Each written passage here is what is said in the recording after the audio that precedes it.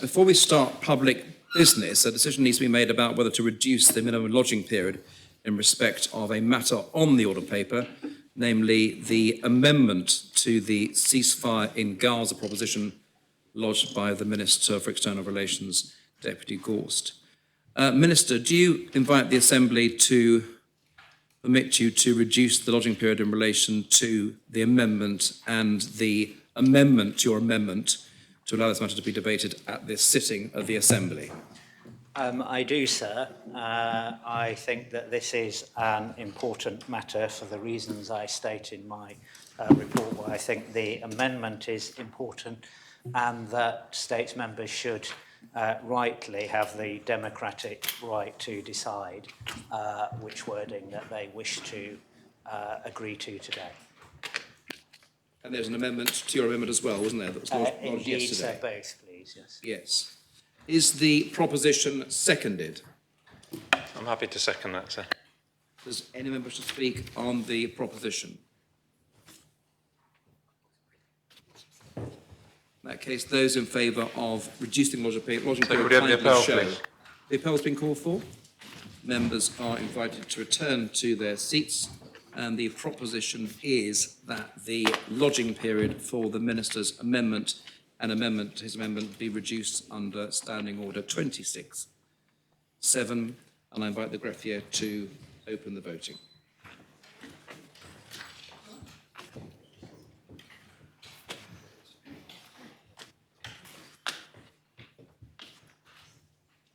Four members have the opportunity of casting their votes, and I invite the greffier to close the voting. And the proposition has been adopted unanimously, 41 votes in favour. We now come to ceasefire in Gaza, lodged by Deputy Tadier. The main respondent is the Minister for External Relations. Deputy, there is, of course, the amendment to your proposition. Do you accept the amendment? No, sir. I do accept Part A, so I'm not sure if that can be dealt with now, but apart from that, I don't. I don't think it can be. I invite the greffier to read the proposition. The states are asked to decide whether they are of opinion: A, to express their profound sadness and dismay at the extent of loss of civilian lives in Gaza and Israel, and to condemn the taking of hostages and all acts of aggression which violate international law and result in the loss of civilian lives, especially children.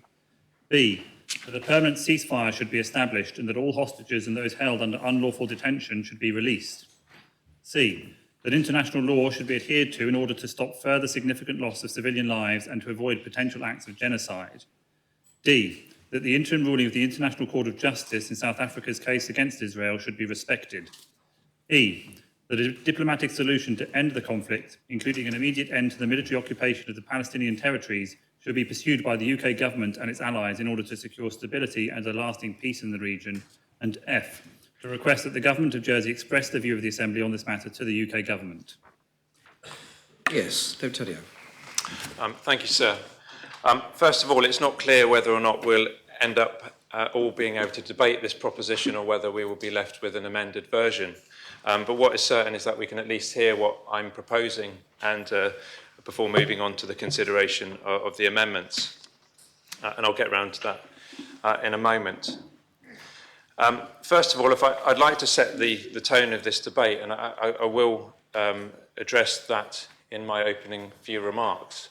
But what I want to do initially is just to thank Deputy Gorst and his officers for the way in which I think they've engaged constructively in this, what I think is a debate of fundamental importance. And I will also address why I think it's important that we have this debate and don't shy away from it in due course.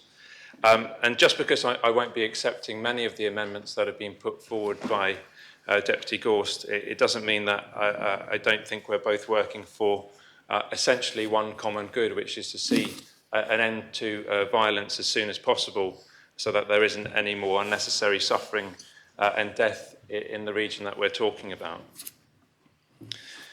And my opening remarks are really that there are no winners in this war.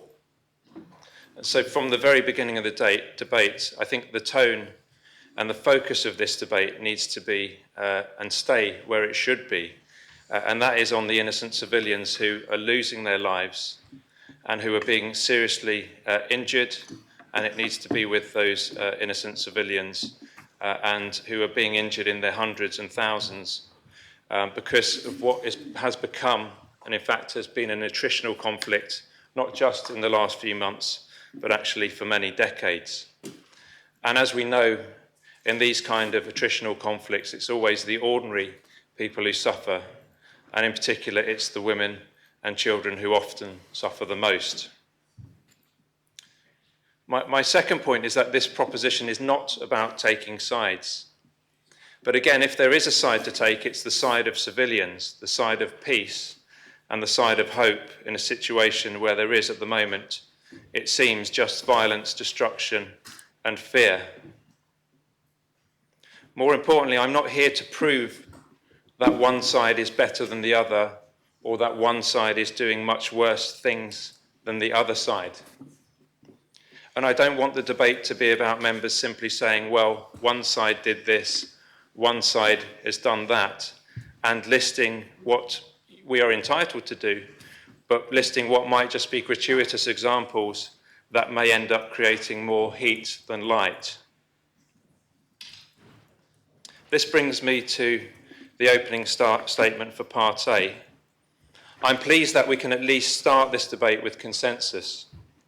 And let's read it, because both Deputy Gorst and I have agreed the following wording. We will agree it shortly, actually, in the amendments. But to express our profound sadness and dismay at the extent of loss of civilian lives in Gaza, and to condemn the taking of hostages and all acts of aggression which violate international law and result in death and harm to civilians, especially women and children. I hope that is an opening statement that we can all agree with. And I would emphasise that the wording has been very carefully chosen and agreed upon to make sure that not one side is singled out, but that we condemn all acts that would violate international law and result in death and harm to civilians. This is important because we've been lobbied hard on this issue. I don't have a problem, incidentally, with being lobbied. I don't have a problem with those emails, and I think we should encourage those emails, because I prefer those kind of approaches to certain other kind of approaches which we might be otherwise receiving in this impassioned area. And I think we understand that passions do get high, but it's important that we as parliamentarians bring this back down to the issues, and more importantly, the issues that we think we might be able to at least contribute to moving things forward.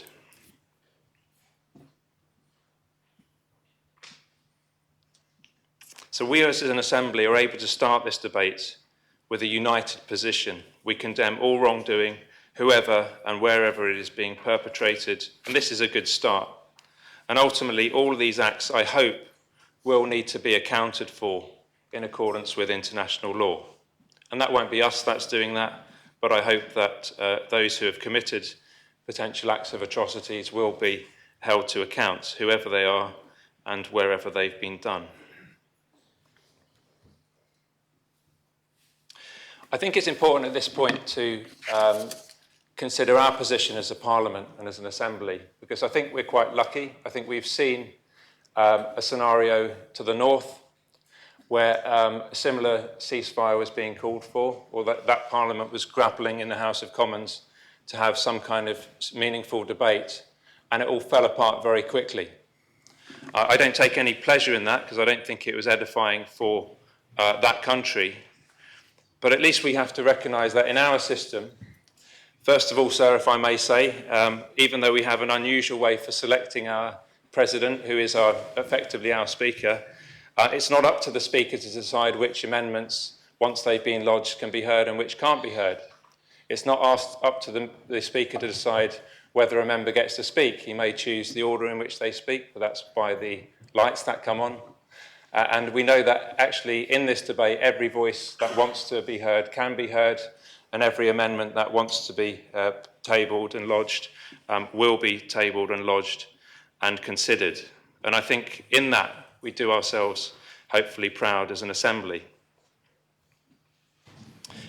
But whilst we're talking about the wording of this proposition, I want members to know that I did spend a great deal of time thinking about how, and indeed whether to bring this proposition, and then what the wording of the proposition should be. So I turn to part B, because that's, I think, is the first part where there may be some, well, that we need to establish consensus on. Hopefully there is some consensus already. Part B calls for a ceasefire. I must admit, when I first started drafting this, I did use different words. I said, let's have a cessation of hostilities. And I gradually talked to different people around the issue, and they said, well, there is a word for that. It's called a ceasefire. And that's why I think countries around the world are using the term ceasefire. And I don't think it should be seen as a radical stance, hopefully in 2024, to point out that a ceasefire is not only desirable, but in this case, it's vital if the killing and the harm that we talked about in part A is to stop, and if long-term peace is to have any chance whatsoever. But it also talks about things that need to happen. So it's not just about a ceasefire. And I do want to raise at this point that I've heard people say a ceasefire is no good because Hamas won't respect a ceasefire.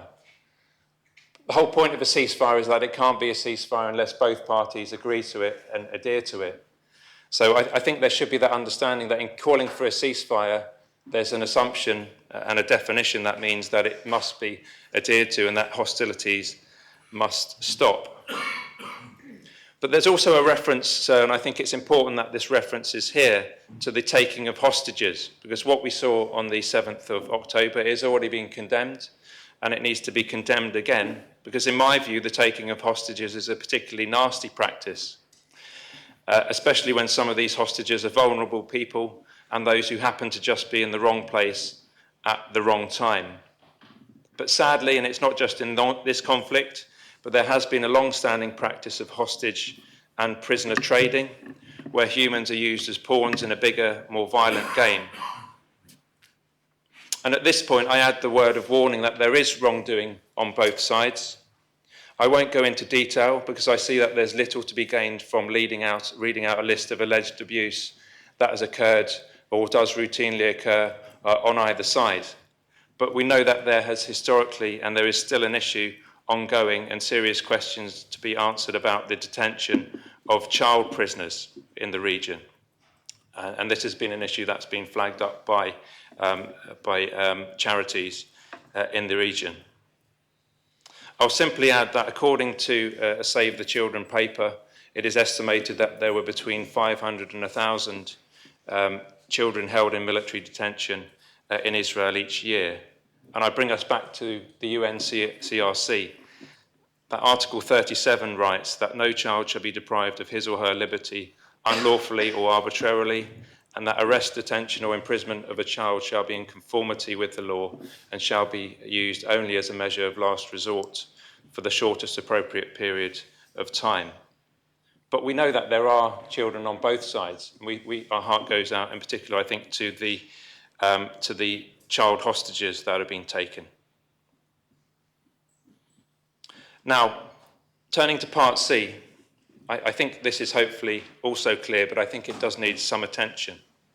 Because, of course, we will be looking at amendments later on, and whilst I'm not using this speech to talk about against the amendments, I do it to speak for my proposition and say that actually there are certain words that I've put in there deliberately, there are certain words which are being removed by the Minister, and there are certain words that are being substituted for them. So part C, again, is quite, I think, straightforward.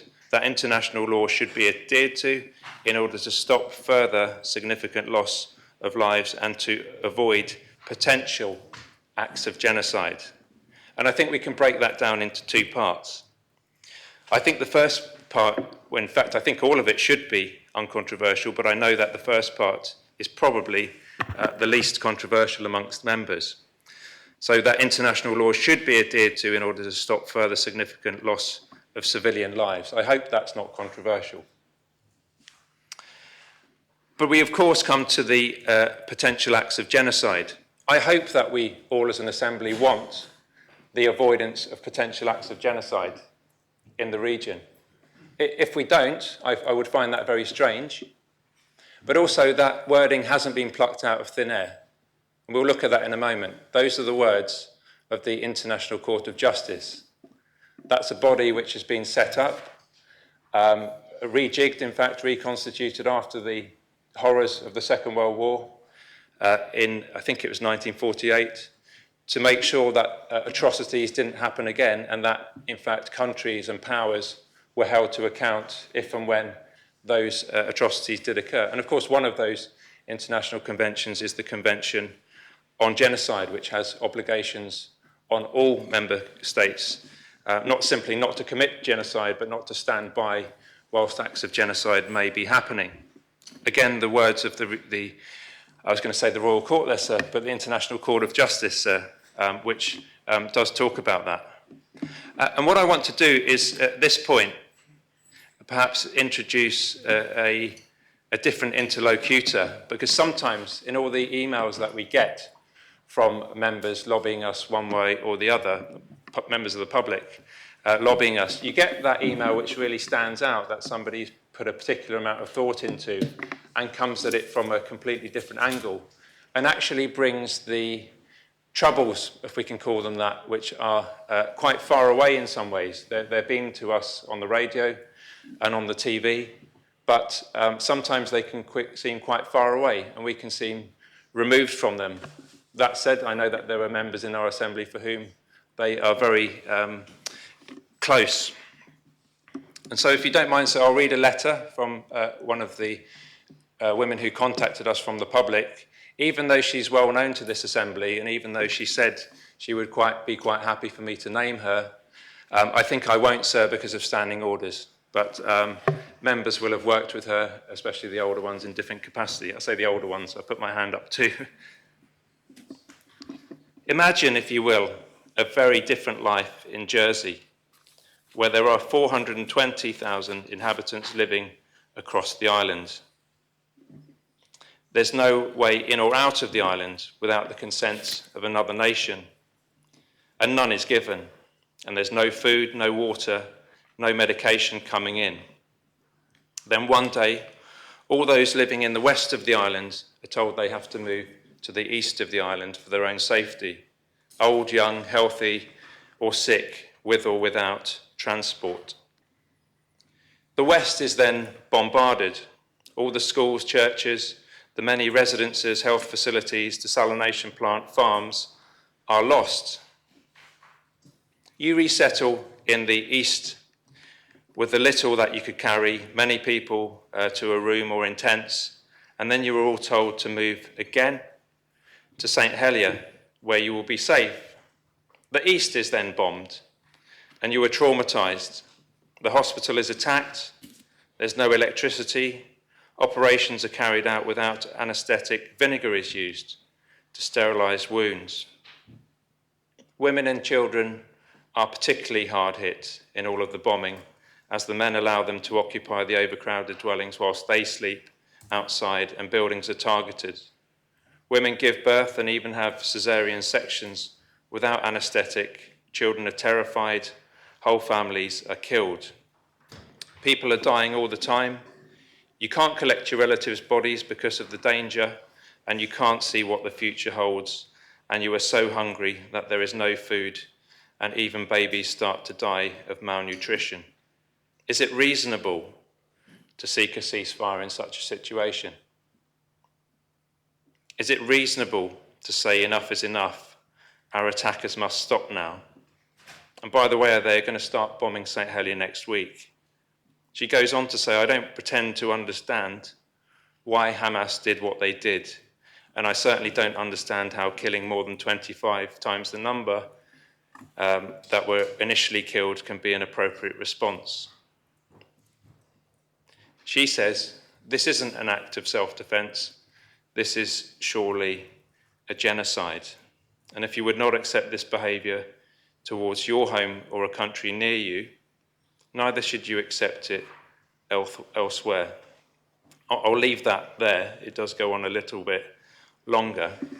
Now, there are members in our society who think that what's happening at the moment does constitute a genocide.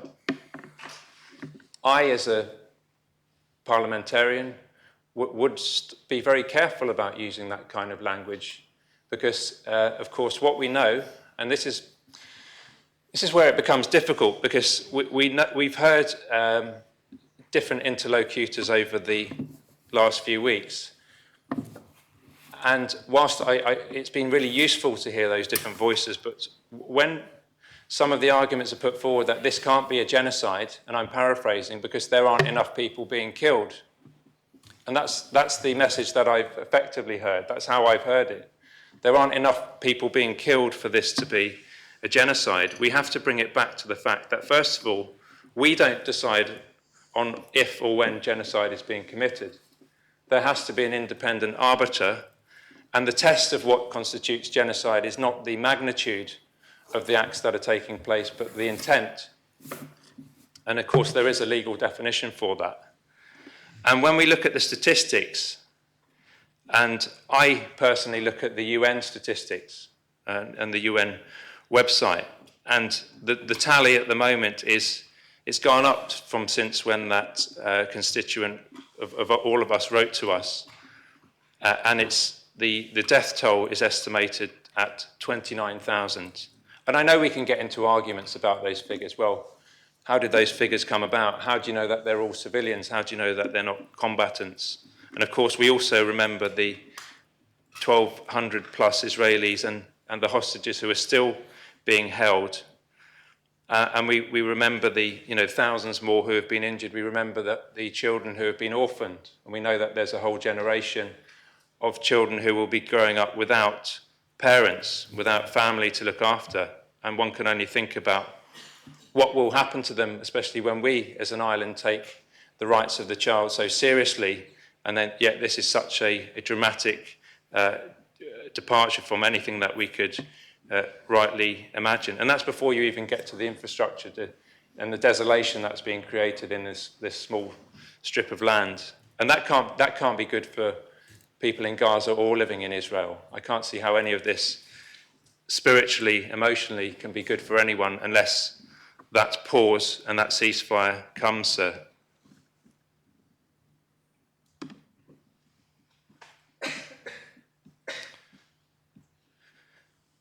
So let's look at what the ICJ said. I think it's important that we do leave the reference to the ICJ in there, and we also contextualise it. That the ICJ have given a ruling, not in a void or a vacuum. They've done it because a case was brought to them by a member country, and that country was South Africa. We don't need to remove that reference. I'm sorry if I'm talking to the amendment, but I'm saying why I put this there in the first place. Let's not try and whitewash anything here. Just let's be factual about what's happened. If we want to get away from he said, she said, or they said, and they said, let's stick to the facts. The facts are that a case has been brought by South Africa because they believe that what's happening in the region may constitute genocide. By way of a note, I think South Africa have a particular sensitivity to these issues, of course, because of their history. They've lived through a system of apartheid, and they've come through that system of apartheid. And by all means, I'm not saying that everything is rosy in South Africa, but we know as a valued member of our Commonwealth community that they have some experience in what they're talking about here. So what did the ICJ say? Well, the court ordered Israel to refrain from any acts that could fall under the Genocide Convention and to ensure that its troops committed no genocidal acts in Gaza. They ruled that it was plausible that what was happening in Gaza may constitute genocide. And that in itself, I think, is sufficient for us to really stand up and listen. But more importantly, and this is where we're going with this debate, it's important that the UK listens to that. Because Jersey doesn't have sovereignty in these issues, but we do have a voice as an assembly. And when we see the UK and the USA prevaricating in this issue, and to the point where they can't even get a position on what should be a relatively simple proposal for a ceasefire, I think it's right that we in Jersey stand up and say, well, hang on a minute, the UK doesn't legislate for us, but they don't make policy for us either. How many times have we been told that they can't do that for us? And so I think it's absolutely right. If our position as an assembly happens to coincidentally be aligned with what the UK's position is, which I find difficult because the UK doesn't have a position at the moment. They haven't actually taken that final stance that they can get behind, I don't think. But if it happens to be aligned, that's fine. But I, for one, am not convinced that the UK position is the correct one to take.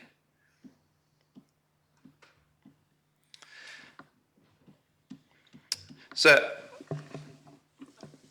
I think I'm going to draw this proposition to a close and make the proposition.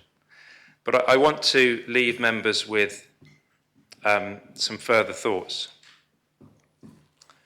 I'm not going to address in detail Part E because I've circulated information about what is meant by the occupied Palestinian territories. That is simply factual. It's the internationally recognised position that there are territories, Palestinian territories, which have been occupied since 1967 in the region, and that actually that's a part of the wider problem. So this problem didn't start on the 7th of October last year. This is an ongoing conflict. And the point is, if we simply leave it, if the international community leaves it to the two sides to fight out, we're simply going to get more hatred, because hatred begets hatred, violence begets more violence, and this issue won't be moved on. So I think we need to bring this back to position of hope, and just before the lunch break, Deputy Gorse won't mind me saying this, but I think I've taken my jacket off, and members won't be able to see, although they will if I do this. But I've got a nice pattern. This is the shame about men get to wear these beautiful suits being parliamentarians. And all of the lovely stitchings, not in your case, sir, you get to wear your magnificent robes on the outside, we can see them, but often some of the best stitching and best linings, of course, on the inside, and I know Deputy Ferry's showing me his now. It's a show and tell, sir, I think. And I'm not entirely sure, but I think that's what you might call Paisley. It's a reference. And I said to Deputy Gorse, I said, I'm going to make a reference to Paisley in my summing up, but not the pattern. I'm going to talk to you about Ian Paisley, and I'm also going to talk to you about Martin McGuinness. Because I was reading an article, I can't remember where it was, I think it was in Time online, and that they were saying about, it wasn't Time, it was Atlantic it was called, and they said how remarkable it was that even 25 years ago, the idea of these two men, even just sitting in a room, talking to each other about a possible peace process would have been unthinkable. Everyone would have laughed at you.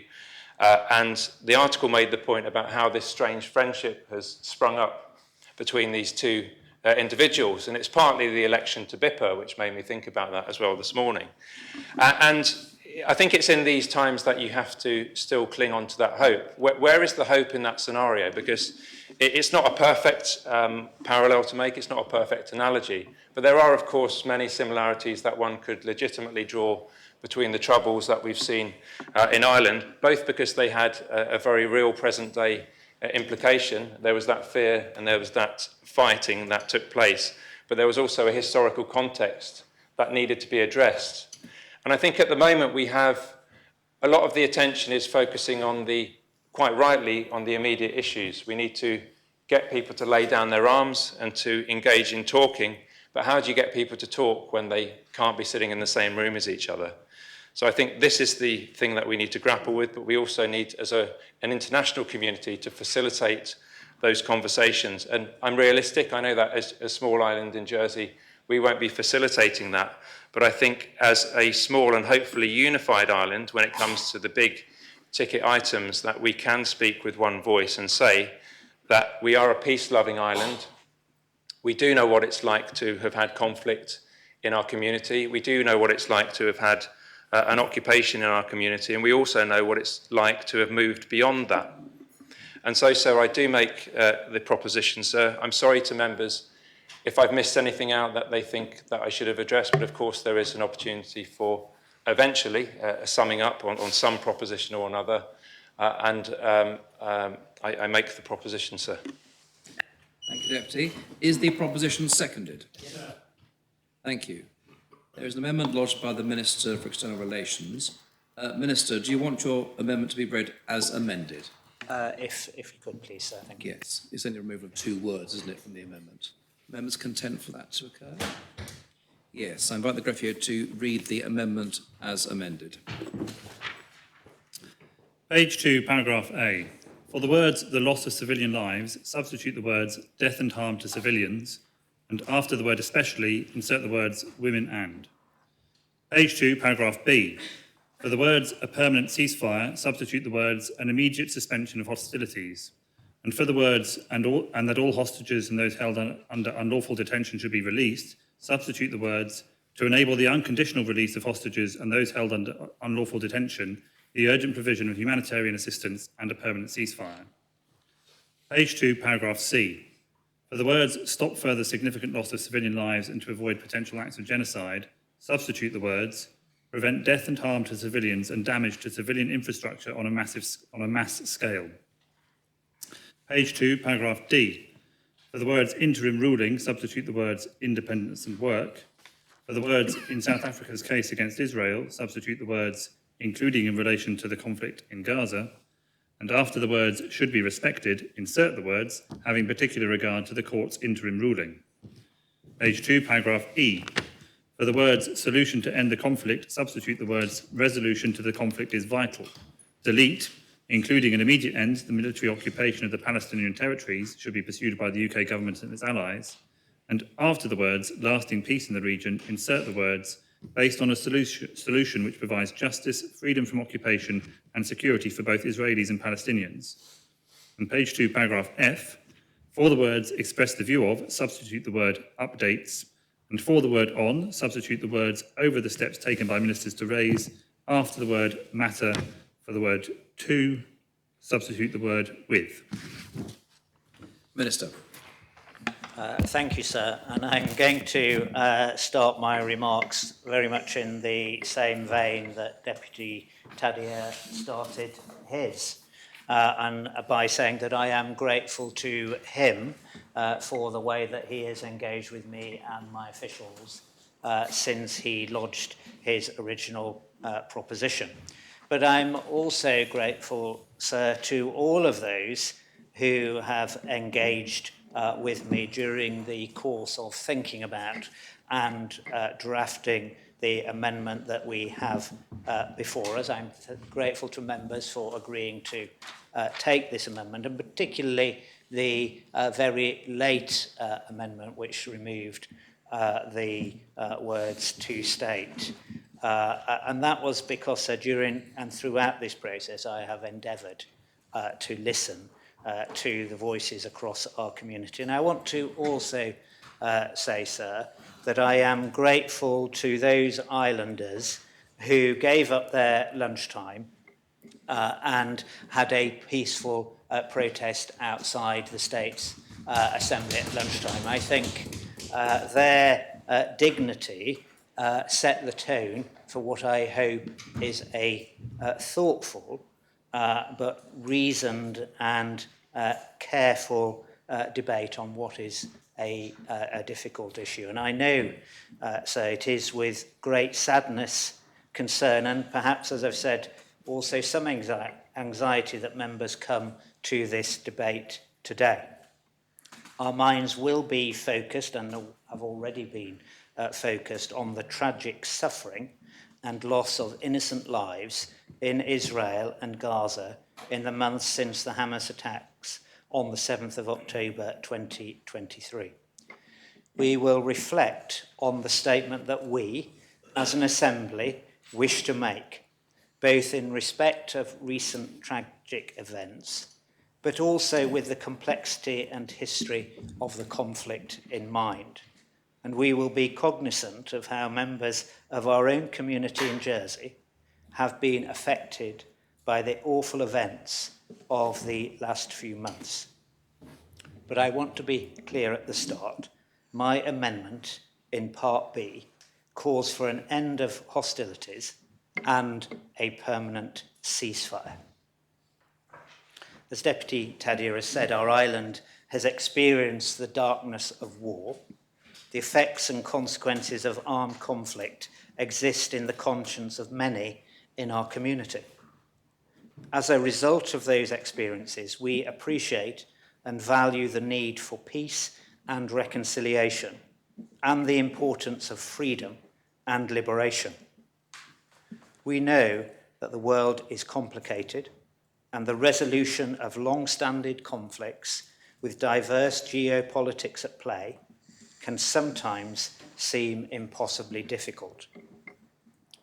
But we should not, as Deputy Taddier said, lose hope that a resolution can be achieved and peace can ultimately be reached through the diplomatic efforts that are currently underway, that we see progress on. We've heard only this morning an announcement from the American presidents about the progress being made not only in the Paris talks, but the work that we see our friends in Qatar doing as well to seek resolution.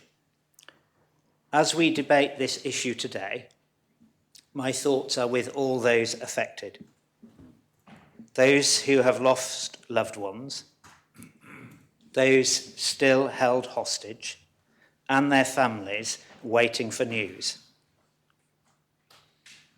Those living in fear of further violence, living in fear of hunger, and living in fear of displacement.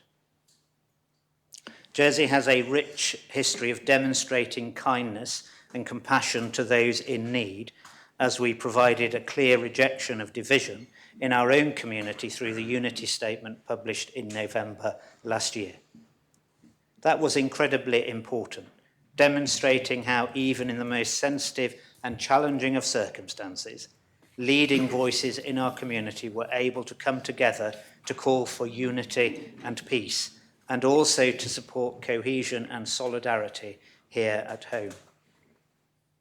I understand that there are different perspectives and different points of view, including from people living in Jersey on both recent events and the long history of this conflict. In our democracy, it is important that we have the freedom to express those differing opinions.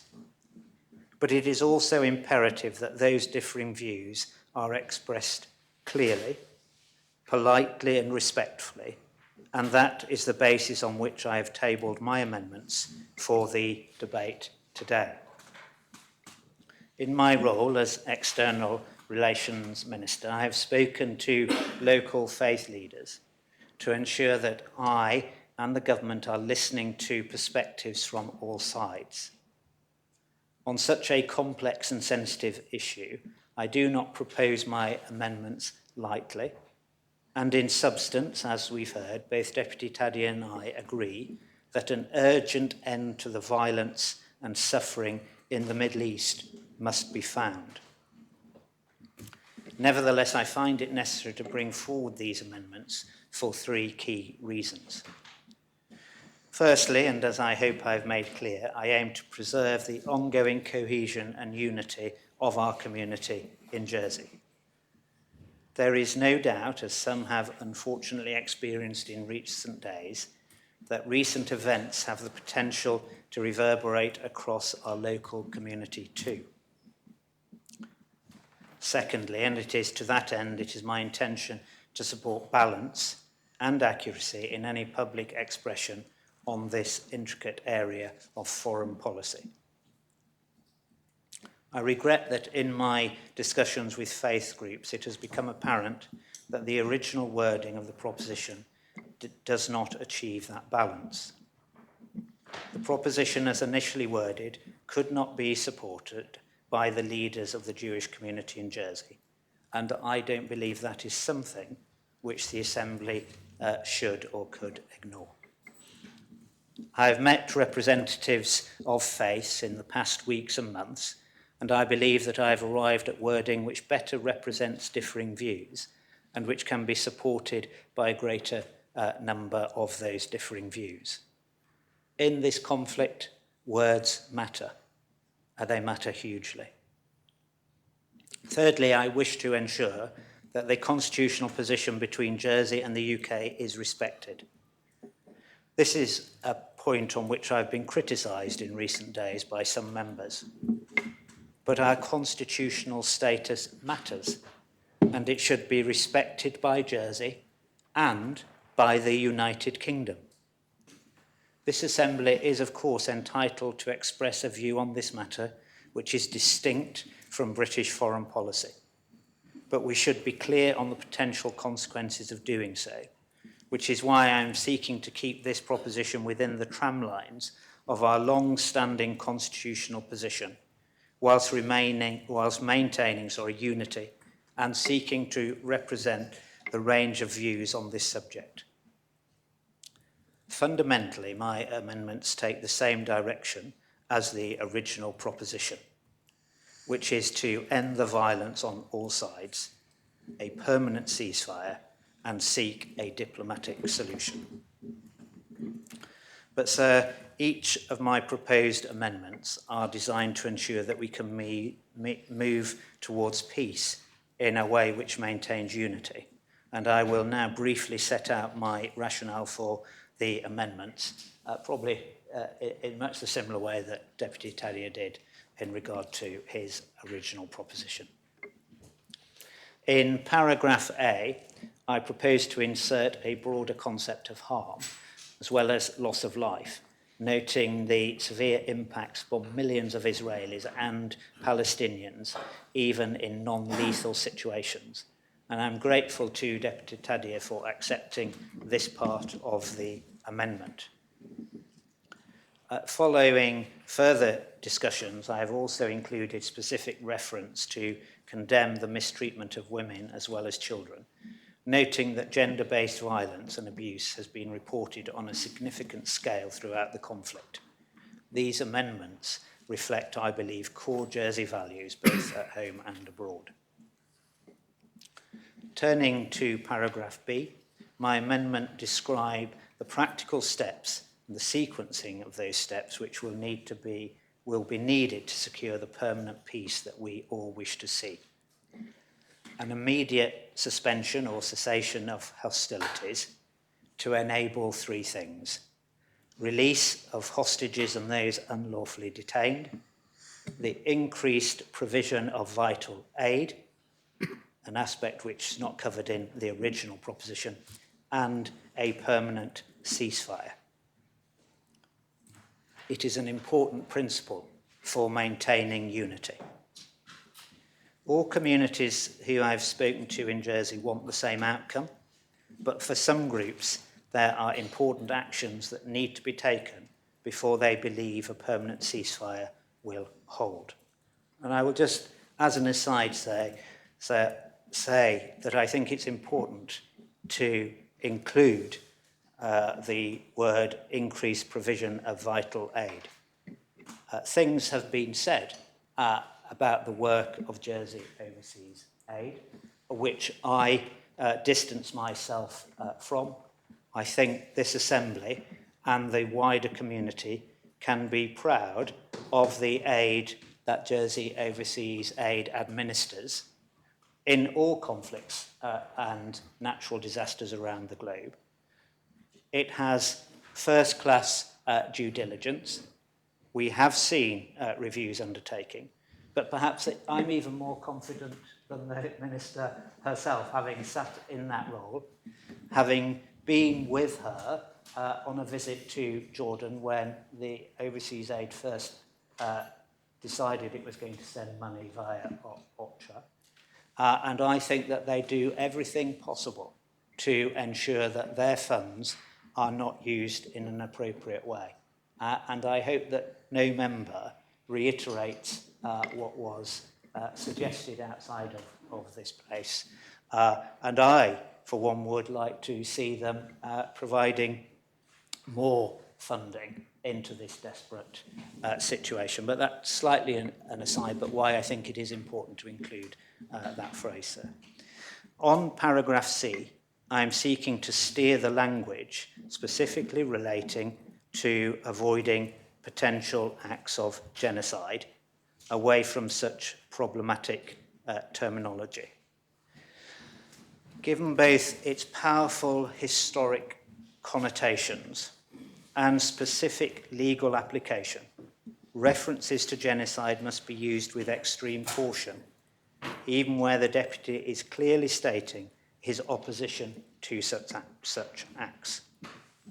Indeed, I've received communications from those who feel at best uncomfortable and at worst intimidated by such language. There is no way of sugarcoating the awful scale of loss of life in Israel and Gaza, and my amendments are in no way designed to do that, but rather to insert more objective and less sensitive terminology in a highly contested area of foreign policy. Proposed changes to paragraph D reflect discussions I have had with the Muslim community leaders in particular, and serve to strengthen Deputy Tadia's provision by acknowledging the broader work and independence of the ICJ, as well as having regard to the interim ruling. Paragraph E, I believe it is very important that the Assembly reflects on some of the challenging and potentially divisive statements contained within the original proposition. References to an ongoing military occupation of the Palestinian territories not only ask members to support a position which is presupposing a Palestinian state, is beyond that of UK foreign policy, but more importantly, it asks members to opine indirectly on the current status of that territory, which the Deputy is aware is disputed under international law. I do not believe that it is proportionate nor helpful to ask the Assembly to determine the status of the territory in question. However, I do think we express support for a practical solution in the pursuit of permanent peace by pointing to a longer-term vision of a diplomatic solution which delivers justice, freedom from occupation, and security for Israelis and Palestinians. For paragraph F, I think all States members will agree that we have been discussing a highly emotive and complex area of foreign policy. The situation on the ground is extremely distressing, but it is also fast-moving, and I continue to hope that the various international actors with influence will be able to encourage progress in the coming days. I believe that the proposed changes better reflect the role of the executive function, which is already well enshrined through past practice and through the Common Policy for External Relations. The additional emphasis on the importance of updates to States members through the proper channels will ensure that members can be kept appraised of the latest developments. So throughout my consideration of this proposition, I have engaged with and listened to the varied views of communities whose families and links in Israel and Gaza and with States members. I have sought to arrive at an amendment that can maintain unity and cohesion in the island. In my engagement, almost all sides have shown a willingness to change and modify language. And as I said right at the start, I express my gratitude to them for that. This is an amendment which would support a cessation, as I said, of hostilities, a permanent ceasefire, an end to death and destruction, and encourage diplomatic solutions to this conflict. It is an amendment which I would be able to deliver in our engagement with the United Kingdom and shows Jersey is a balanced, credible, mature jurisdiction, but also one which understands and respects unity within its own borders. Sir, I propose the amendment. Thank you, Minister. Is the amendment seconded? Yes. Thank you. Does anyone wish to speak on the amendment? Yes. Deputy Tadio. So if nobody else wants to speak at the moment, it may be helpful for me to guide members through my thinking and my levels of opposition to the amendment. So just to clarify, because I wasn't able to move it partially amended, I'm happy with with Part A of the amendment. In Part B, I would probably start off by saying I'm not fully opposing Part B. I think there is some value that is added in the wording of Part B in terms, in particular, the reference to provision of humanitarian assistance. If I was being particularly robust in my opposition, I would say that we don't really need the new wording for Part B, because I think humanitarian assistance is trying to get into Gaza in particular all the time, and there are difficulties around that, we know. And we also know that a ceasefire or a suspension in hostilities, whichever you want to call it and whichever comes first, will presumably only help that humanitarian aid to get to its destination. So in a sense, I don't think it's necessary, but I think it's important to signal that intent. The other thing to point out is that I know members will be reading it and say, well, actually, it's pretty much the same wording, but Deputy Gorster just seems to have rejigged certain parts of it and put it in a different order. And I think he has spoken to that. He's talked to the fact that he thinks certain things need to happen in a certain order and that we shouldn't presuppose these things just materialising automatically. Although I note that there's nothing automatic in his wording that would necessarily suggest that there needs to be a particular order. So if I'm being targeted with my words, I think it's more, I wouldn't waste a lot of energy on my part in opposing Part B. I would say that I think my wording is still better, but if members are inclined to vote for Part B, I think there's some merit in that as well. But that isn't the case for the other amendments. So whilst A and B, I think I won't lose any sleep over B, I think that the other parts are there for a particular reason. I do want to focus now, I think, on a more serious matter, because I think it's not exactly the best reference, but I remember Einstein's got a famous quote about making things as simple as possible, but no simpler. And I think in these kind of propositions, it's important to get as much consensus as possible, but without it becoming a completely meaningless proposition. And I have to say, when we get an argument put forward, and I'm looking at axiomatic arguments here rather than necessarily material ones, is that when you say that a certain thing is a red line for a certain group, therefore I can't put that in, it's not a reasonable rationale to follow, because you need to know why it's a red line for that particular group, and why, in fact, when it's a proven fact and a proven set of wording that is being used in the international community, just because one group purports for all its members to have an issue with a certain wording, I think that's highly problematic. And it raises the question then, of course, what happens if there are two red lines for two separate groups which are mutually exclusive? What if one group that you're talking to says, actually, it's a red line for us that you include this in your proposition, because it is a red line for some members of the community that this wording is included, and that's why it's been included in there. And the point is, it hasn't been included arbitrarily, it's been included for a reason. So let's look at the wording, so we're not just talking in the abstract all the time. We're talking about the potential for genocide, which is being removed from a proposition. And I think that has to be strange unless there's a very good reason for it, because as I said at the beginning, I presume this assembly wants the situation and the players in that part of the world to adhere to international law and to avoid potential acts of genocide. And similarly, we want the UK not to stand by whilst one of its allies is maybe committing genocide. Not because it's an abstract concept, but because the International Court of Justice have used exactly that form of words. The International Court of Justice, which is made up of 17 judges, the vast majority of whom, I think it's 15, 16 of them, have agreed to this. Are we better than the International Court of Justice? Are we more impartial than the International Court of Justice when it comes to deciding whether plausible acts of genocide are taking place now in a region around the world where we know 30,000 people and counting are being, yes, killed, but many more thousands injured and losing their homes?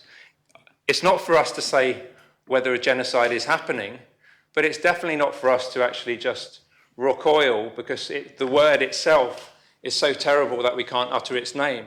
I suspect that actually going through a possible genocide is much worse than the actual words potential genocide. And I don't know what we're going to call it. That's why I was quite passionate when I heard that Deputy Gorst was moving this amendment. Is that okay? I thought, do I put a second amendment in? What do we want to call it? If it's not a genocide, if it's not a potential genocide, is it a mass killing? Because that's a suggestion that came forward when I was actually drafting this.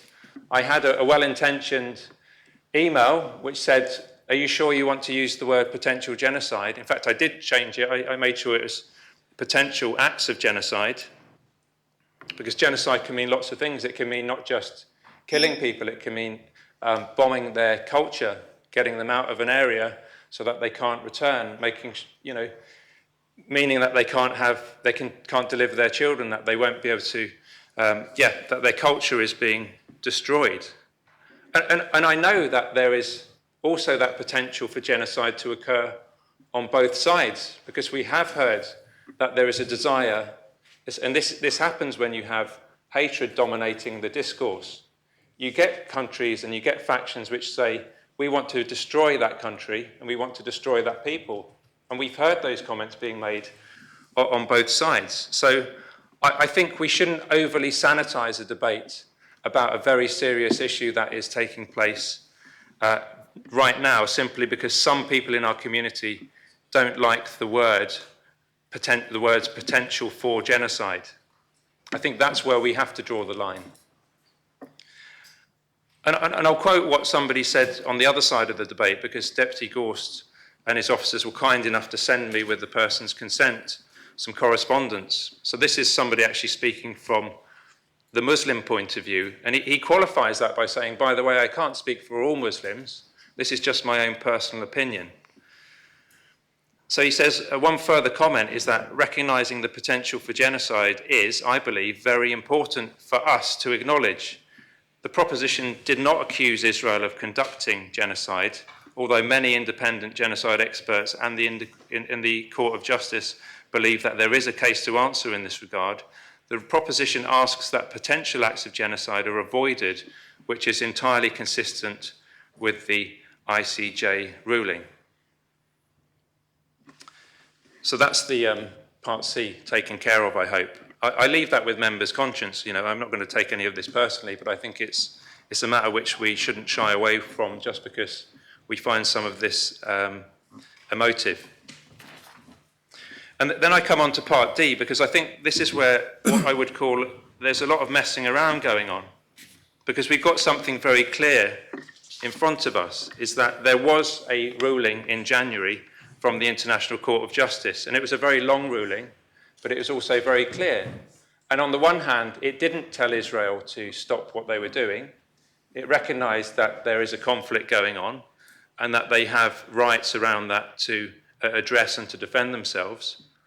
But they did say, actually, they needed to change the way that they were fighting, which is exactly what was said at the beginning by the Americans, which said, it does matter how Israel defends itself. So again, that theme was consistent, and it's saying, actually, you do need to change the way you're fighting, and you need to make sure that potential acts of genocide are avoided, and that's the way you need to continue to fight if you are going to continue fighting. So to remove any reference to the South Africa case, I just think is complete madness, because there is a tangible ruling that's been there, and to simply say that the independence and work of the International Court of Justice, including in relation to the conflict in Gaza, should be respected, but having particular regard to the interim ruling is the classic example of watering down something that doesn't need to be watered down. I think just for the sake of it. So I would urge members to reject Part D on that basis. Part E, I'm very pleased that Deputy Gorst has listened to members. I think that whatever our individual thoughts, if we have any, about what the potential solution might be in that area, it's not our place as an assembly, I don't think, to say that the solution must definitely be a two-state solution. I think it's worth addressing that quickly. We had a very helpful, I think, presentation yesterday. I won't go into any too much detail because it was a private briefing, I think, for States members. But it was useful in the sense that we got some of the scope of different views, even within the pro-Israel camp, if you like. So we had the first address from somebody who is of Arab origin, who lives in the area and says that actually Israel, he joined the Israeli army, even though he's not an Israeli, even though he's not Jewish, he is an Israeli, because he sees Israel as being for everyone. There are Palestinians living there, there are Christians, and there are Jews, and there are secular people, and there are religious people who live there. So it wasn't anything weird for him to join the Israeli army. On the other hand, so for somebody like that, you might think that actually he's already living in a one-state solution. He sees a vision where it's possible for Jews and Arabs and Christians and people who are of no particular creed or faith or who can live together. That might well mean that there's ultimately a one-state solution, and I think there's definitely some merit to that, where all human rights are treated equally and everyone's human rights are respected equally as well. But the Deputy Gorst is right. It's not our place to say then that a two-state solution should be superior to another one. Ultimately, whichever solution provides the most peace and stability is the one to be pursued. So, on the one hand, I do welcome the suggestion that there, of course, needs to be a solution which looks at justice, freedom from occupation, and peace for Palestinians. But it comes at the removal of the reference to the occupation of the Palestinian territories and the fact that we do have occupied Palestinian territories. And I've circulated information to members, and I'm surprised that Deputy Gorst talks about this being contested. I mean, there will always be things that are contested by people who have a particular vision about how things should be. But the international community consensus on the occupied territories is exactly that. They call them the occupied Palestinian territories for a reason. And I think this is where it gets down to the important parts, is that if there is to be any solution, there has to be compromise that is forthcoming. So whilst there will be some who simply point to one side and say, if they release the hostages, then the war will be over, you can imagine another side saying, well, if they leave our occupied territories, then we will release the hostages and then the war will be over. So I'm simply saying that we need to recognise that there are demands on both sides that need to be met and that are asking to be met. And again, that we shouldn't simply shy away from what the international consensus is on those issues. I will leave members to consider that, because I know members will have their own thoughts and will have done their own reading around that. But I do come to Part F, and I think this is fundamental. So I think if we can't agree on anything else during this debate, and I think we have already agreed on quite a lot, it's surely got to be Part F, because this comes back to the autonomy, not of the island against the UK, but the autonomy of the Assembly with regard to our own ministers. Part F is just standard wording in my original proposition, and there's absolutely no need for this to be amended. When Deputy Southern moved his proposition back in 2003, asking the then Assembly to have to condemn the UK's government position, or to say that we didn't want any part of that in what was, it turned out, to be an illegal invasion of Iraq. Deputy Southern was right when the legal advice was received. And the States Assembly, in its wisdom, even though it wasn't a majority, it wasn't unanimous, said that no, we don't want the UK to invade Iraq. But he asked the bailiff to convey that message there, because, of course, it was the decision of the Assembly. And it may well be that we could have asked the bailiff to convey this message to the UK government, whatever message it is that we decide we want to have today. But of course, we're under a ministerial system, so it's probably quite right that it should be the government of Jersey and probably the External Relations Minister, if not the Chief Minister, who conveys that message to the UK government. So part F in the original wording says, request the government of Jersey, or the Minister, he's part of the government of Jersey, to express the views of the Assembly on this matter to the UK government. Quite straightforward, because I think he talks to the UK government quite a lot anyway, so he can probably just tell them when he's over there next, oh, by the way, we've had this decision. I think it would be a bit more formal than that, actually, but he's got access to them. And not to have this very strange wording, which is to request that the government of Jersey updates the Assembly over the steps taken by ministers in the passive voice, taken by ministers to raise this matter with the UK government. Of course, there may not be any steps, because it depends what the government wants to do. And it could be actually, yeah, we haven't taken any steps because we didn't think it was appropriate. And in fact, that's been the theme from the minister anyway. He says, I don't think we should have had this debate anyway. I mean, the comments say that this could have been dealt with by an in-committee debate. That's not true. We couldn't have had an in-committee debate and then come to a decision about what the next course of action is. So we are making a decision one way or the other today. We are making a decision either to adopt some of these amendments, all of the amendments, none of the amendments, hopefully at least part A. And then once we've made that decision, please go away, Minister, and tell the UK government that we've made this decision. That's I think the simplest, lowest hanging fruit that we should all be able to agree on as an Assembly. And if we can't do that, and I look to ministers even to uphold that basis of democracy, is to say that, please just go away and say that it's the Assembly that's made this decision. It's not necessarily a government's position. It may be a partial government position, but that's not important because we have our own Assembly in Jersey. They have debated this issue.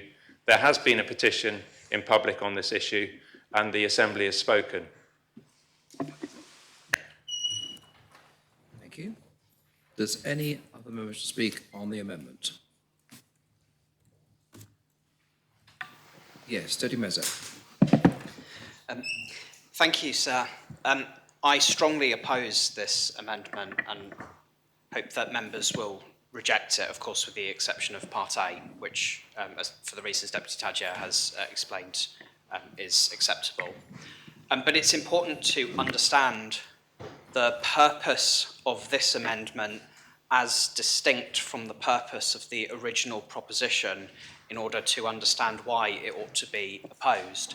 Because if you looked at the amendment at first glance, you might suspect that the amendment is proposed to achieve exactly the same thing as the original proposition, but simply with a slightly different form of wording, having had the benefit of more time for consideration and perhaps workshops with others to just finesse the wording to make it as acceptable as possible. And that would be a mistake, because that's not the purpose of the amendment, and it does materially achieve something different to the proposition as it would be unamended.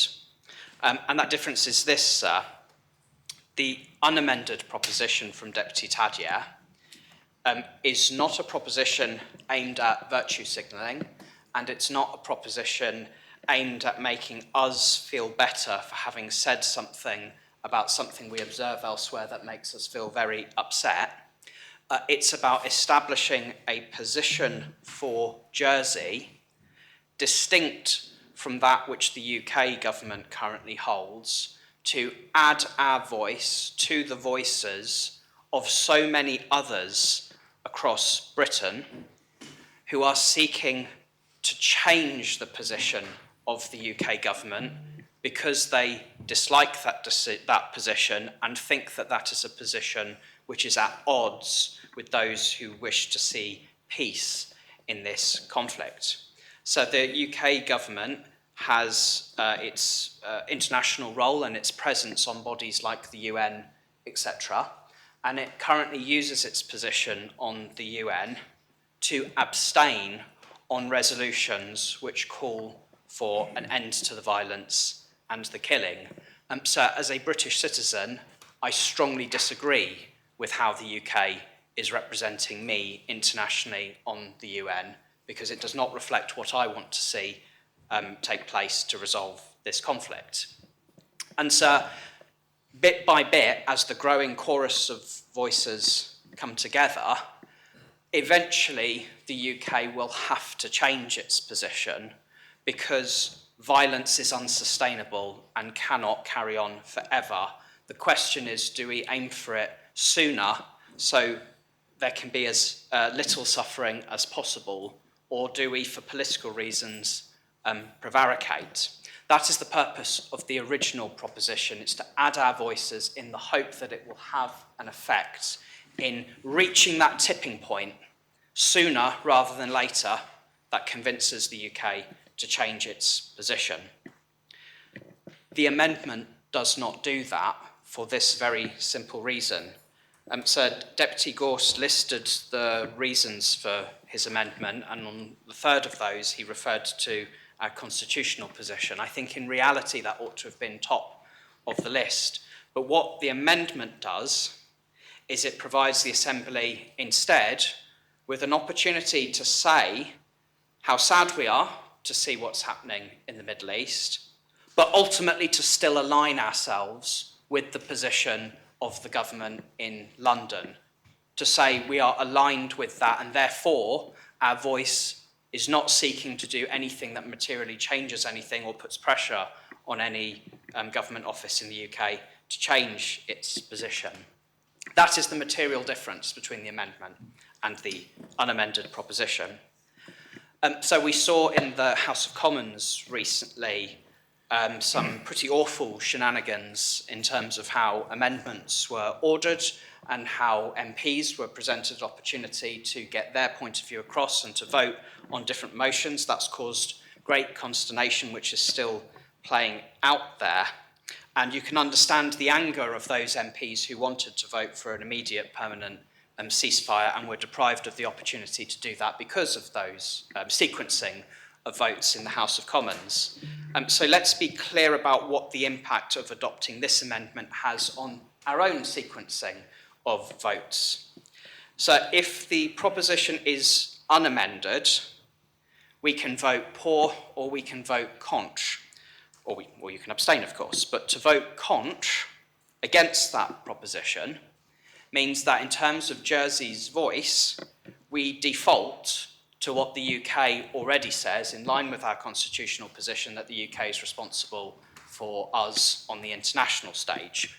No proposition, it is taken as read that Jersey is aligned with the UK's default position. But vote pour the proposition, and our position is different.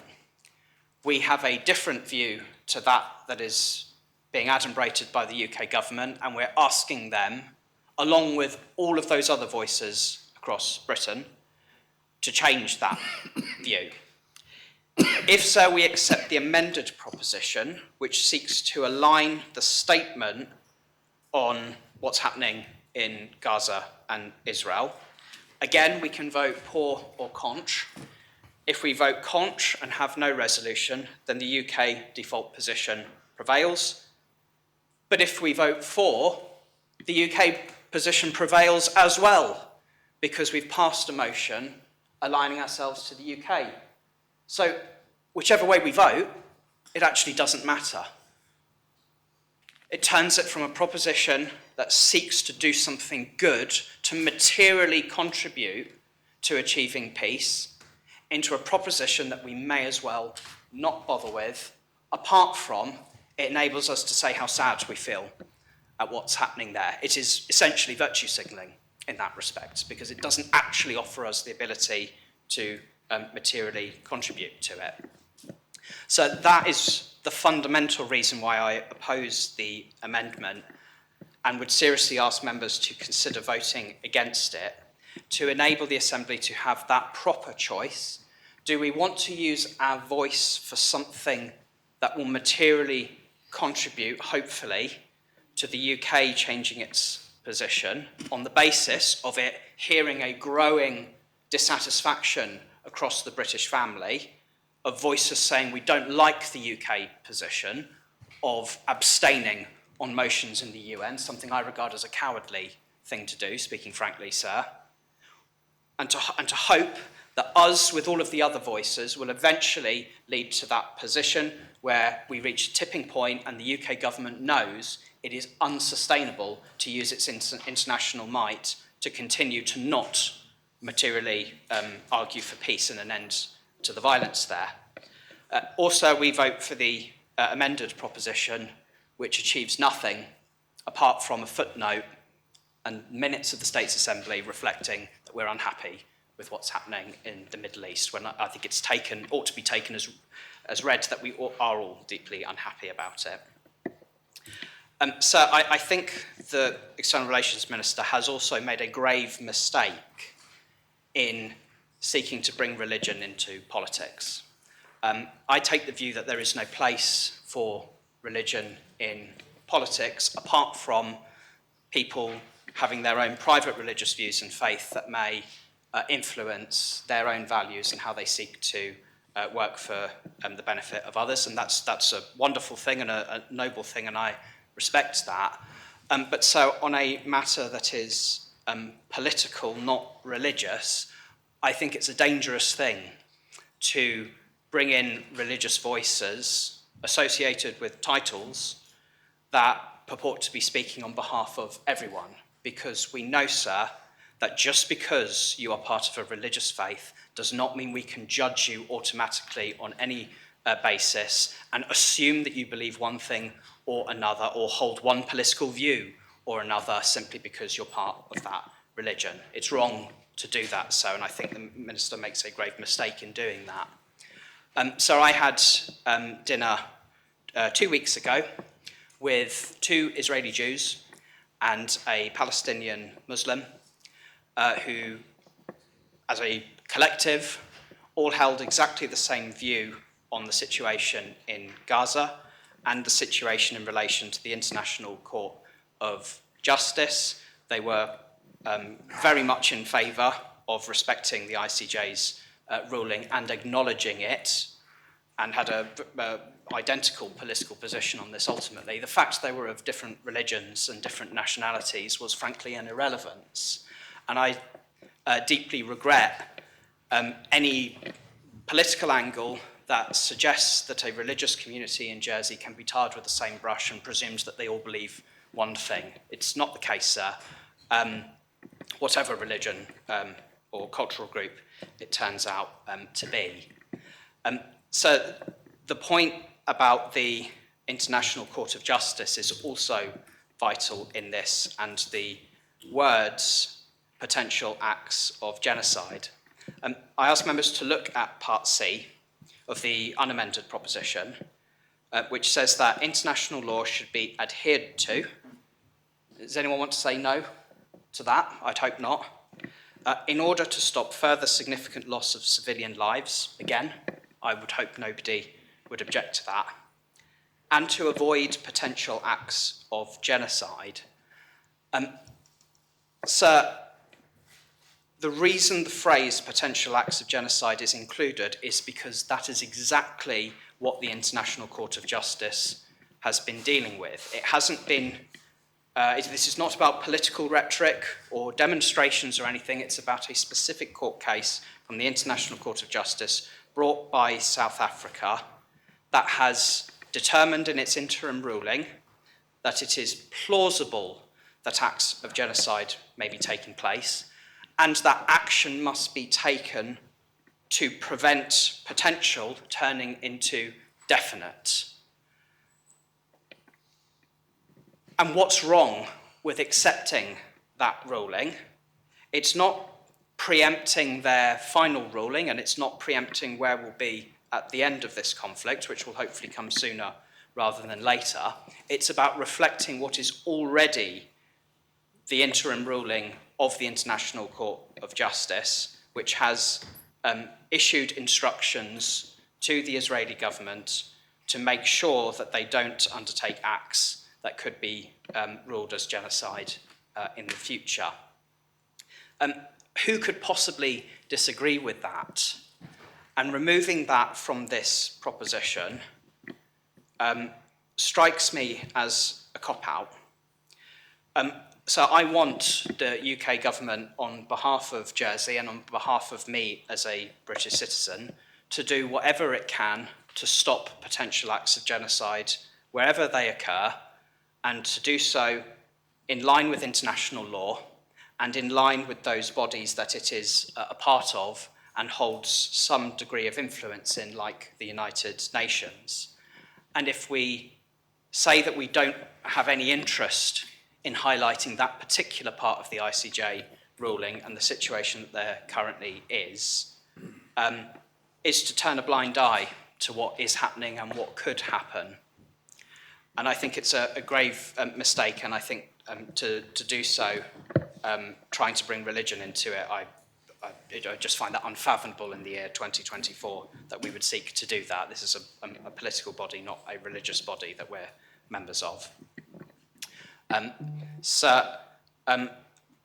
hope that I've been clear in explaining what the difference is between the unamended proposition and the amendment is. It is not simply one form of words versus another form of words that maybe is more palatable or has been workshopped more.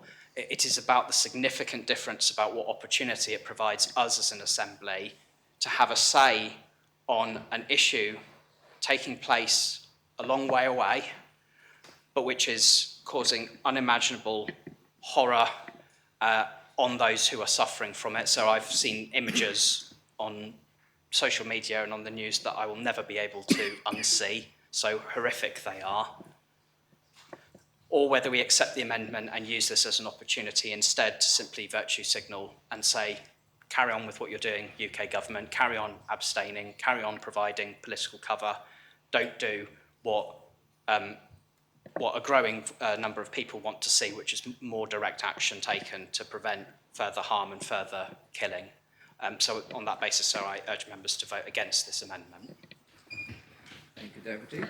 Deputy Balash.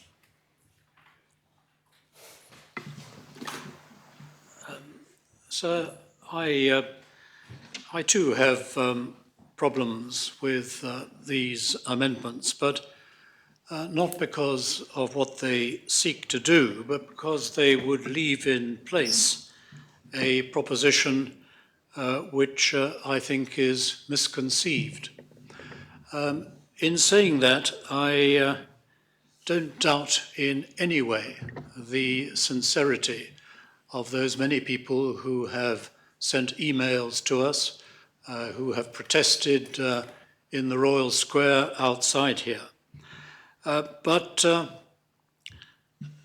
of course, I agree with many of the sentiments which are contained in the proposition, expressing profound sadness and dismay at the extent of loss of civilian life and stopping further significant loss of civilian lives.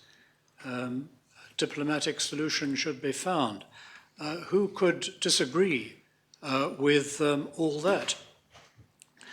And one can understand that an end to all the killing and fighting would, of course, be highly desirable. But it is not as easy as that.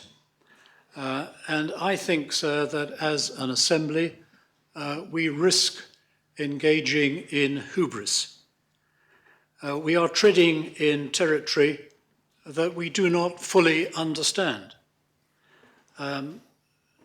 So far as I do understand the position of the United Kingdom government, and indeed of the official opposition too, it seems to me that their caution is right in terms of the immense complexity of events in the Middle East. The report on the proposition is essentially based on lobbying material from one side of the argument. And the issues are more complicated and enmeshed in a bloody and twisted history. A permanent ceasefire, of course, would be highly desirable, but it would require the return of the hostages, work that is going on in Qatar at the moment, but we know nothing really about what is being said there and the negotiations that are carrying on. It would require the abjuring of terrorist attacks on Israel. But that is not easy in the light of the founding document of Hamas. I don't know whether any members have had the opportunity to read the 1988 Charter of Hamas.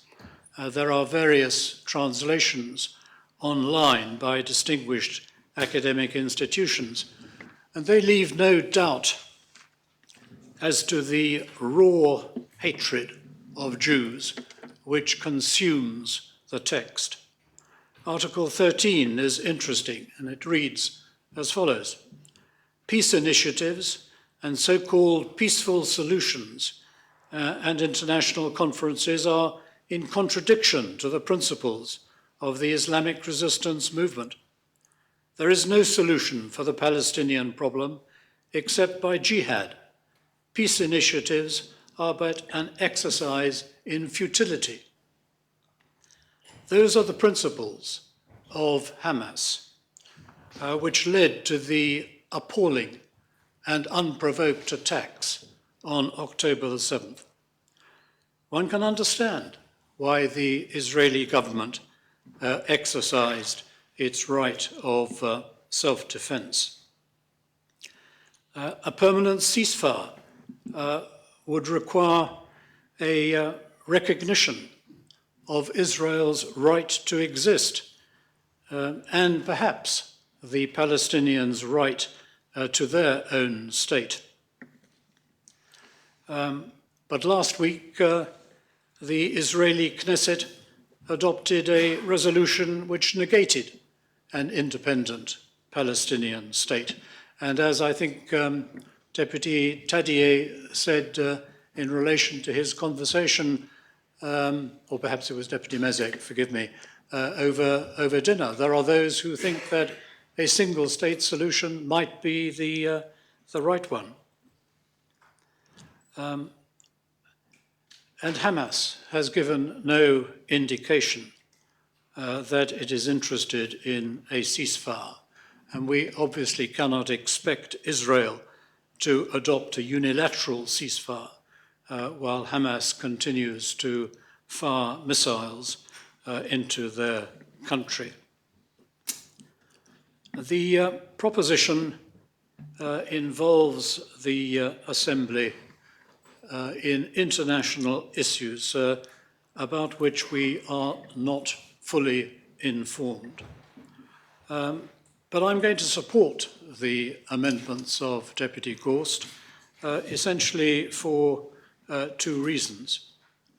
The first is that if the proposition is passed in its original form, it would considerably, if the proposition is to be passed, it would benefit from being moderated by the language employed by Deputy Gorst. I was at first actually disappointed that Deputy Gorst removed the reference to a two-state solution because it seems to me, but perhaps who am I to say, that a two-state solution is the only way in which permanent peace in this troubled area can be found. But it may be that is not correct. And secondly, sir, the unamended proposition might actually cause harm in our own community. We have Muslim and Jewish communities living in Jersey in peaceful and respectful coexistence. And one might contrast that with what happens in other places. The leaders of those two communities in our island are friends. The adoption of this unamended proposition would or could give the impression that we are on the side of the Palestinians and against the Israelis. I think that would be unhelpful in our own community. The message to give is that we want a peaceful solution that is fair and just to both sides. And it seems to me that Deputy Gorst's amendments tend to that result. Thank you, Deputy. Does any other member to speak on this proposition? This amendment, rather. Deputy Gardner. Thank you, sir. It is very, very, very complex situation. And I happen to be personally involved as somebody who holds in dual citizenship. I'm British, Israeli, and members know this. I'm also probably one of the members that most familiar with the situation, even though I don't think anybody, including myself, is expert in this situation. This situation going decades back. And I would like members to look into the amendment, because amendment asking for ultimate goal, permanent ceasefire, stop suffering, because people suffer from both sides, people killed from both sides. We talk about the rockets only today, 34 rockets landed in Israel, but nobody knows how the rockets landing because I just have it on my phone. What's really, really important is that the amendment brings the reality to the very complex situation. Who wouldn't like to have a permanent ceasefire? I think everyone here, everyone in Gaza, and everyone in Israel. People would love to have permanent ceasefire.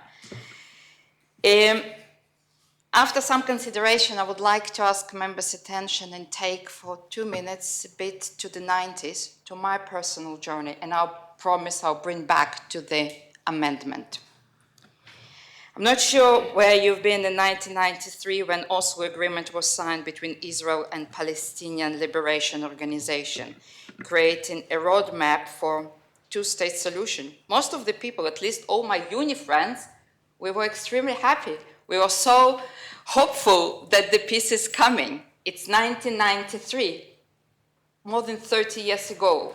Unfortunately, a 23-year-old child of my uni friends that we were happy together when it was signed was killed at Peace Festival on the 7th of October. We were really dreaming that our children don't need to go to the army. Probably my child will not go to the army. I live in safe Jersey. But my friend's children need to go to the army, even though 30 years ago we all thought that it will disappear. We'll live in peace. We saw that in 5-6 years we'll have joined together. But as a third-year student, as a social worker third-year student in Jerusalem, I was traveling to my placement every Sunday. Sunday is the first working day. On February 1996, on a Sunday, while getting ready, a bus was blown up by Hamas terrorists. 26 people died. I use the bus service every day. Exactly a week later, Sunday morning, again, the central Jerusalem terrorist bombing attack by Hamas bus, 19 people died. I lived up here and I was using buses, getting out from the bus until I could afford the car. On Wednesday, 30th of July, 1997, a year later, we're talking not a long time ago, I was actually extra lucky. I left the tax office, and our tax office in Jerusalem was like our Cyril Lamarca house, not far from the market. It was July, it was really a hot day, and I was standing there and thinking, do I need to buy some stuff at the market or go home? It was really, really, really hot. And after South Pond, I decided to go home. The moment that I sat in my car, I heard explosion. 2 Hamas suicide bombers had carried bags laden with explosive and nails. They detonated explosive 150 feet apart, almost simultaneously in the central alley of the busy market. 16 people were killed, 178 injured, including teenagers and tourists. And again, it was Hamas. Why am I mentioning Hamas? Because when in 1993, Palestinian Solidarity Organization, Fatah, today is Palestinian Authority, signed peace agreement, Hamas didn't accept it. It didn't start it on the 7th of October. Hamas, as Deputy Balash mentioned, very clear stated in their charter their vision that Israel doesn't have right to exist. Hamas has well-documented history of violating ceasefire in the past conflicts, 2008, 2014, 2021, and again in 2023. Every time that Hamas violated ceasefire, because on the 6th of October, we did have a ceasefire. We didn't have many soldiers. We had around 600 soldiers and 3,000 Hamas terrorists infiltrated and killed people and burned people and took people into hostage from their beds. A permanent ceasefire possible when you have a partner who wish to have a permanent ceasefire. And this is why Part B of the proposition is extremely important. We must stop hostilities. People are dying. We don't want children and Palestinians die, but we need to stop hostilities. We need to return soldiers, and we need to find a partner with hope that Palestinian Authority or any other international will step in. If somebody in this assembly thinks that permanent ceasefire with Hamas possible, it's not. Let's see the reality. I wish it would.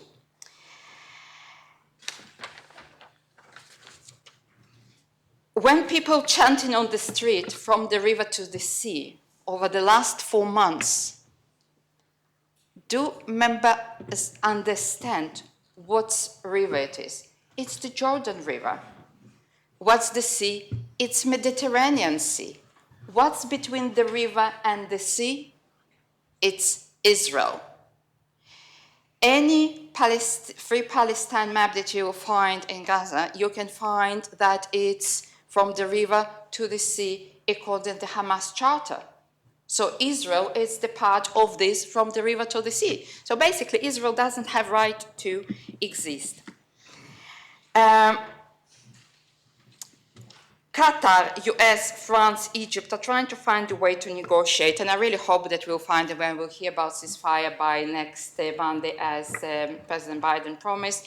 This morning reported that it looks like that one hostage will be exchanged for 10 prisoners, and obviously more humanitarians. We all want to go that way. But back to the amendment. So the Part B for me, as it's the way, stop hostilities, release hostages, ensure that humanitarian aid delivered, and we get to the ceasefire. Now, amendment paragraph C and D, and this is where is the tension, and I would like to, it is clear that International Court of Justice orders needs to be respected, and this is in the amendment. Now, about South Africa. Today it's South Africa. I know that Brazil maybe would like to put a claim, and tomorrow it will be something else. Are we going to debate each one? So for me, we must respect International Court of Justice, whatever they're saying, to respect, accept, and make sure that we are standing by this. Now, let me speak about genocide. I'm sorry that I would raise a couple more things. Far East Asia, Yangon is committing genocide against people belonging to Rohingya community. For decades, Rohingya have suffered in Burma, being discriminated against, having citizenship removed, and freedom from movement stopped. Rohingya women, children, and men die in attacks, and almost 800 fled to Bangladesh, and 800,000. Africa, I'm sure that we know several, but I'll mention just one. Since 1966, Democratic Republic of Congo, as many as 6 million people have been killed. 6 million people. The conflict has been with the world body since Second World War. Almost half of the individuals who have died are children under 5. UN declared that number is internally displaced, reaching 6.9 million. And fighting continues. Middle East, ISIS abducted and killed thousands of Yazidis, forcing boys to become child soldiers and selling women and girls into sexual slavery. The number of people killed unknown. Yemen, estimated 233,000 people have been killed since the outbreak of hostilities. The list is continue. If we are thinking about Syria, it's, the numbers are really unknown, but it's touching 2 million. So I ask members why Israel is selected as one of the to be debated in this chamber. I'll leave that to the member to decide. About genocide claim, we need to understand 20% of the Israeli population are Arabs. 30% of them working in the medicine, we have judges. So you have 2 million Arabs living and the same Palestinians living. I would like also to read to members something else. I'm minded on my time. Going back to the Israeli side, Kibbutz Be'eri, it just recently was released a couple of days ago. Over 130 people, Kibbutz is a small village. Over 130 people of all ages were murdered at Kibbutz Be'eri. Some were shot to death, others were stabbed. Whole families were burnt alive in their homes. According to first responders, 80% of recovered bodies show signs of torture. Some victims were found with their hands and legs tied, others decapitated, dozens were mutilated, and many showed signs of sexual abuse. This is not resistance. This is a grateful and deliberate taking of innocent life with the intention of wiping Israel and Israelis off the map. And is this not genocide? Big question, because for me, the proposition as it stands now and report, as Deputy Balash mentioned, very one-sided for the original proposition. This is what I would think we need to be balanced. If we are going to the ruling, I'm going back to the ruling made by court. It hasn't instructed Israel to stop its operation. It didn't call to the ceasefire. I'm sure that International Court of Justice, if they were sure there is a genocide happening, I'm sure that the ceasefire was called. There are very clear conditions were presented to Israel, including that Israel has to do 1 month to report actions as per ruling, and Israel has said publicly that they plan to adhere and trust the international community, and they promise to stick to the ruling. A major difference between the original proposition and the amendment, that the proposition refers to the Palestinian territories, and the amendment to the solution for peace for Palestinians and Israelis. If people really care for Palestinians and Israelis, they need to understand that Hamas needs to be dismantled, disarmed, and disbanded. Israel has not been in Gaza since 2005. Israel left Gaza in 2005 hoping, and I remember this hope, that it will be option to start the peace. Israel doesn't wish to occupy the Gaza Strip and not intend to control it. It's nothing for Israel to do there. Demanding the release of the hostages and surrender of Hamas will end this war. What is reasonable is call for suspension of hostilities, release hostages, full package of humanitarian aid for civilians, and eventual permanent ceasefire as amendment proposed. I cannot finish without mentioning 134 hostages, that including babies, 9-year-old baby that become 1-year-old baby in captivity. Hope he can speak Hebrew. Are still held, and we hope they're still alive, and my thoughts and prayers for those families, friends, and people who care for them. And also my thoughts and prayers for all people who are involved with the conflict, because children, women, and civilians needs to be protected from both sides. I believe the amendment brings pragmatic approach, and hope members will support it. Thank you. Thank you, Deputy. Does any other wish to speak on the amendment? Yes, Conatable St Mary. Thank you, sir. And as I don't think it's been said yet, can I congratulate both Deputy Tadier and Deputy Gorse on their manner of presentation. Having seen the shambles in Westminster last week, I was concerned as to how we might end up, and I do congratulate them both on their manner of approach and positiveness.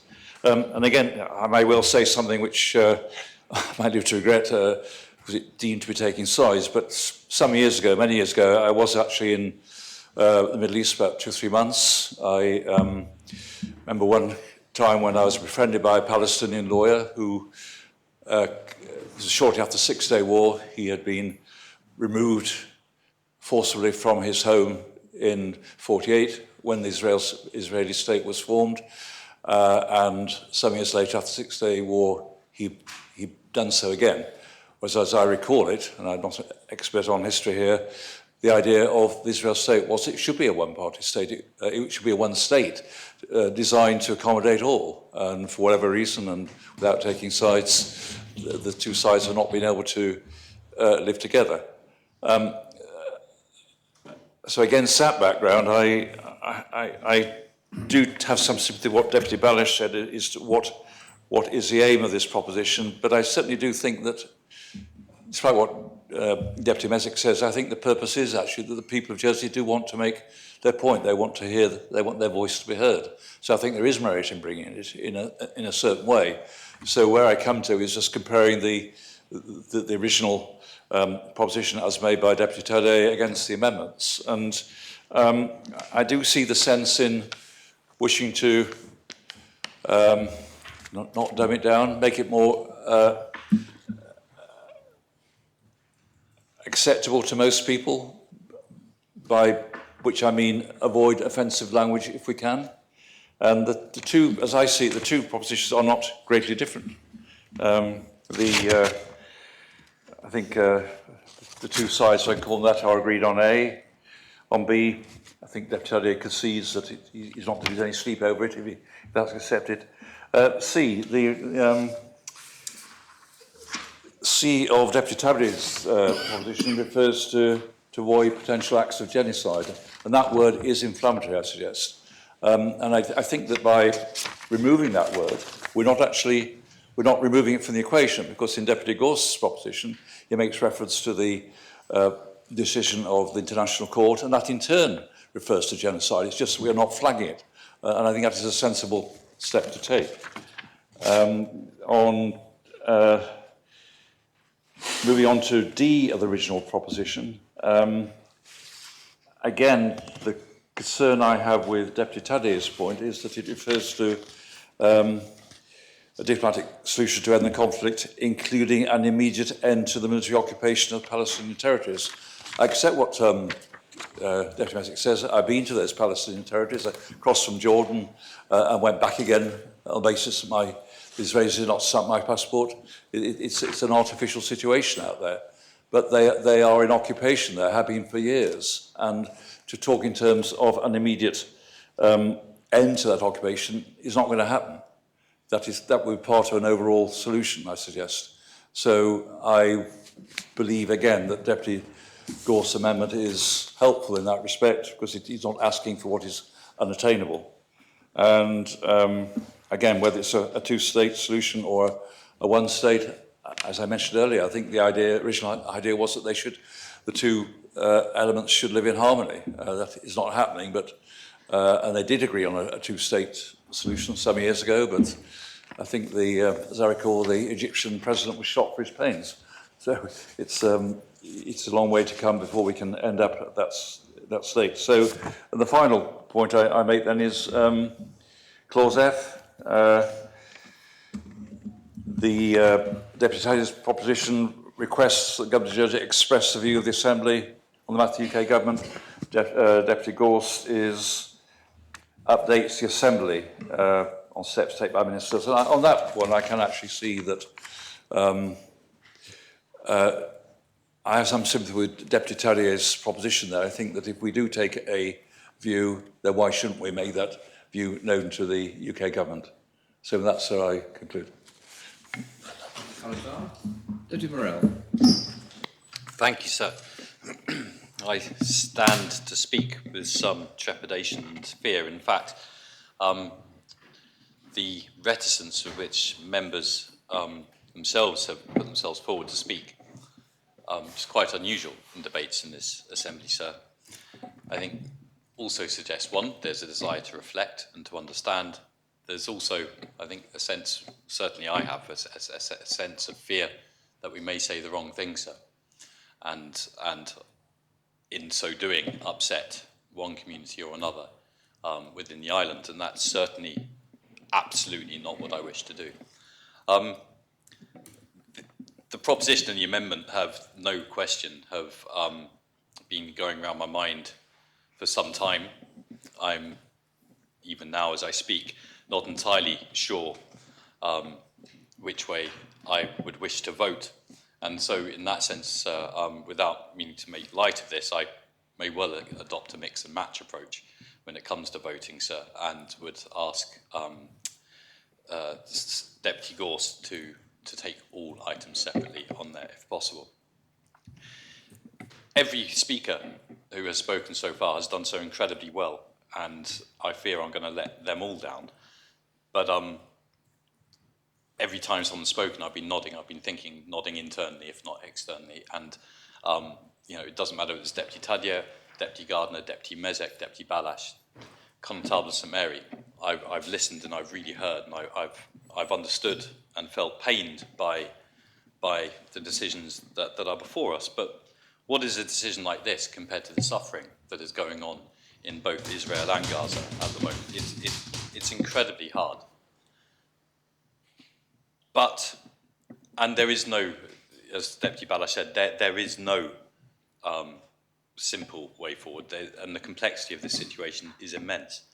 But so I have to say, for a long time, have personally held sympathy for the Palestinian people and for what I see as enormous suffering. And I was just checking now, if you look at maps from 1967 compared to now, and how large the Palestinian territories are now compared to where they were, to be honest, even 10 or 15 years ago. We talk of the West Bank, sir, as though the West Bank is some homogeneous mass of land. It's absolutely not. If anyone wishes to go on their screens right now and have a look at, compare the size of the Palestinian territories today compared to 10, 15, 20 years ago, 30, 40, 50 years ago, they are constantly being eroded. So just in my head, religion falls away. Religion is irrelevant. Religion and culture in this sort of situation are irrelevant because it's about humanity and human beings. And if you are saying to human beings, a massive group of human beings, millions of human beings, that you must forever live in a smaller and smaller and smaller and smaller space, to me that's untenable. That's not something that can continue. It is not sustainable, sir. And that, to me, is one of the things that has been happening. We have, or the world has, to be honest, been expecting Palestinian people to live in an ever-decreasing space.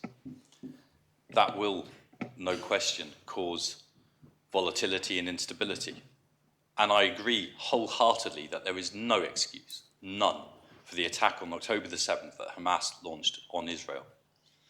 And in fact, part of my silence, because I have friends, dear friends in this island, sir, who have been disappointed by my silence. And at the time, I was Deputy Chief Minister, particularly. And I was really very much putting my duty to the island first. But also, my silence came from a fear of speaking as the conflict in Gaza itself grew and escalated. I did not want to in any way be seen to be justifying or condoning what Hamas did on that day. And since with the hostages in Israel, what they did was horrific, inexcusable, and can only be condemned. And the continuation of the holding of hostages has to be condemned as well, because it is, to some extent, definitely playing a part in the continuing conflict in Gaza itself.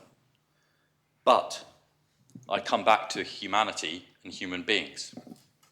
And so I have just been checking some of the statistics, which are obviously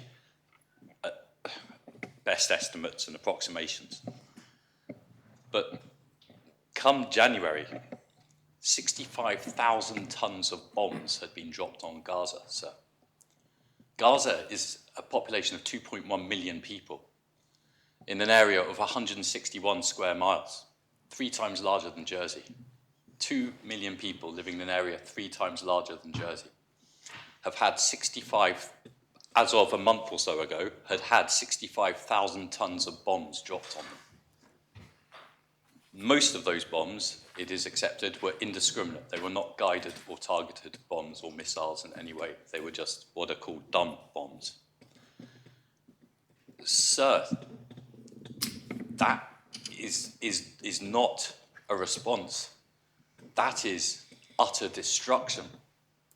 We know that the population of Gaza was asked to move south, sir, but then bombing continued and followed them south.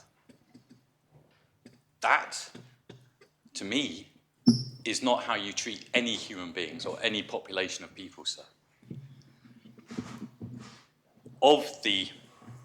And again, I'll pull some statistics from my head from January. In January, they were talking about, I think it's 24,000 people had been killed. Now we believe it's 29,000 people. But of those 24,000 people, 16,000 were women and children. So even if you believed that 100% of the males who had been killed, the 8,000, even if you believed that 100% of them were all combatants, 16,000 women and children had also been killed. And I will stake, myself on that. I am pretty sure 16,000 women and children were not combatants. They are just innocent people who have been killed and no longer on this earth. And that's the thing that I can't get past, is you've got a population in a tiny area that has been told to move, and they moved, and the bombs followed them. And you know that of the people being killed, 2 in every 3 are women or children. And we've signed children's rights, the Convention of Rights of the Child. Today, we're speaking about International Women's Day. And yet 2/3 of the people being killed in this conflict at the moment are women and children. And yes, there is no doubt that, to be fair, and I feel bad about this, of the 1,800 civilians who were massacred by Hamas, I don't know what the proportion of women and children there were. I am willing to guess it was a majority of women and children. I don't know. And again, so I make this point to say that in all of these conflicts, no matter where they are, it is women and children who suffer the most. It is never the soldiers, the men. It is the women and the children. They are the ones who suffer the most. And I know Deputy Gardner listed a whole number of conflicts, and they have gone through my mind time and again.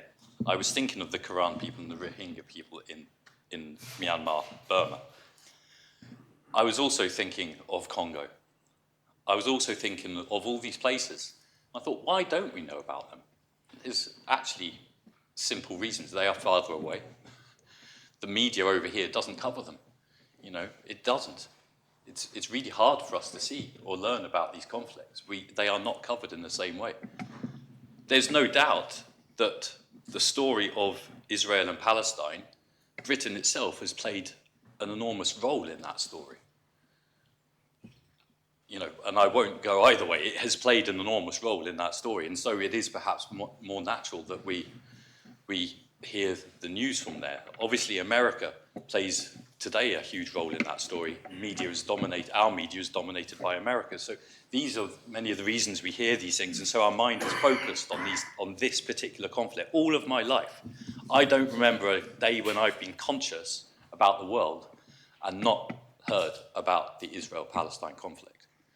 All of my life, it has been going on. And so in many ways, yes, I don't expect any resolutions anytime soon, and it is not for us to discuss two-state solutions or otherwise, because we just want the fighting to stop and solutions to be found, but it's not for us to do that.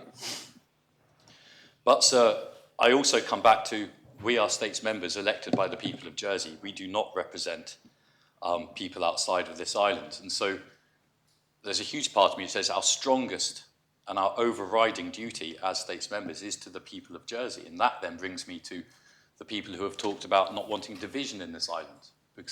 And back to me when I was Deputy Chief Minister back in November, December, when people were challenging me about this very issue. And I was saying, my duty is to the people of Jersey. I don't want division in this island. That's what I have to think of, I believe, as a states member. That's what I have to think of first. Everything else comes after then, as awful as that may sound. And so there's that really strong part of me which says, you know, when we're talking, when Deputy Gorst, as External Relations Minister, says this is the draft which is best for the people of Jersey, my mind is thinking, well, that's what I've got to think of first. So you can see, sir, it's intensely difficult, both of these propositions. But yet I thank Deputy Tudyer for bringing his, and I thank Deputy Gorst for taking the time, and I know the immense effort that he's put into drafting an amendment that he believes is right for this island and for this assembly.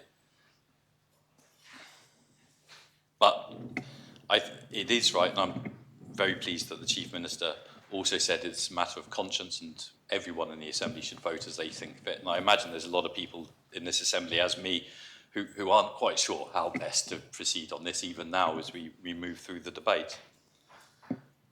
But I think I do keep coming down to women and children and thousands and thousands and thousands of deaths. And it was the mention of Congo which also made me think of Rwanda, sir.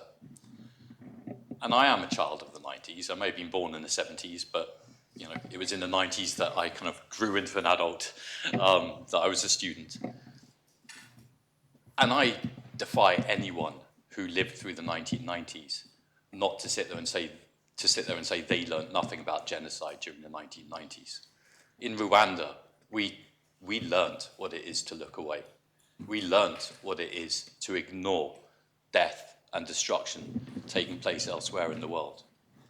And we were told by our leaders, who now we revere, whether they're Mandela or others, we revere these people, and they told us, you must never, ever look away and pretend it's not happening. And so, sir, between never, ever wanting to look away and my duty as an islander, sir, I will find a way to mix and match a vote which hopefully others may reflect as well. Thank you, sir. Thank you, Deputy. Does any other wish to speak on this amendment? Deputy Brenner. Thank you, sir. And I would say it's very good to follow particularly the last two speakers.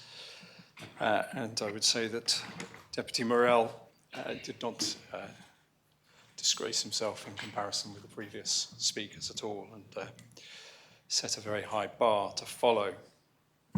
And I particularly appreciated from both of the last two speakers the sensitivities with which they tried to weigh the different issues. I would echo Deputy Morell's call to have the amendment taken in parts.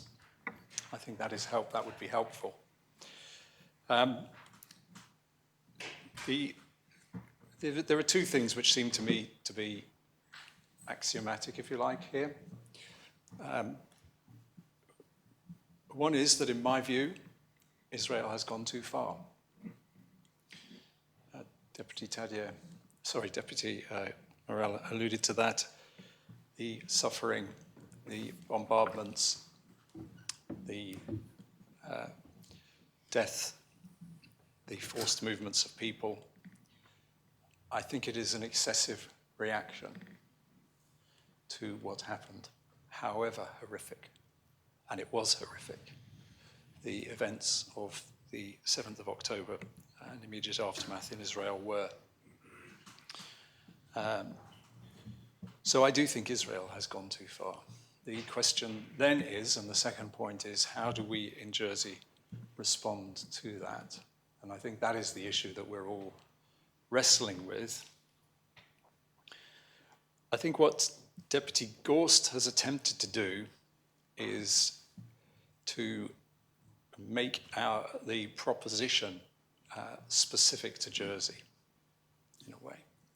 So he has tried to turn a generic, not a generic, that's unfair to Deputy Tadeo, I apologise, not a generic, but a proposition that is particularly strong on one side of the argument, and it attempts to make it more palatable to more people in Jersey. Now, I know that certainly Deputy Mezek would find that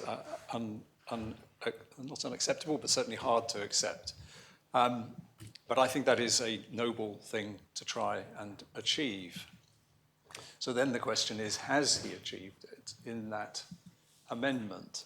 And I think the only thing I can add to what have already been made, some very strong speeches that have already been made, is to think of it this way, which is, what if there was no proposition from Deputy Tadeo? And what if there was only the amendment in front of us? How would we feel about that amendment? Would we feel that it did the job that we wished it to do? And I must say that I find myself leaning in that direction to think that we would be reasonably content with it. It does ask us to respect, as the Constable of St. Mary said, it does ask us to accept to respect the International Court of Justice. It does call for all the things that we want to achieve.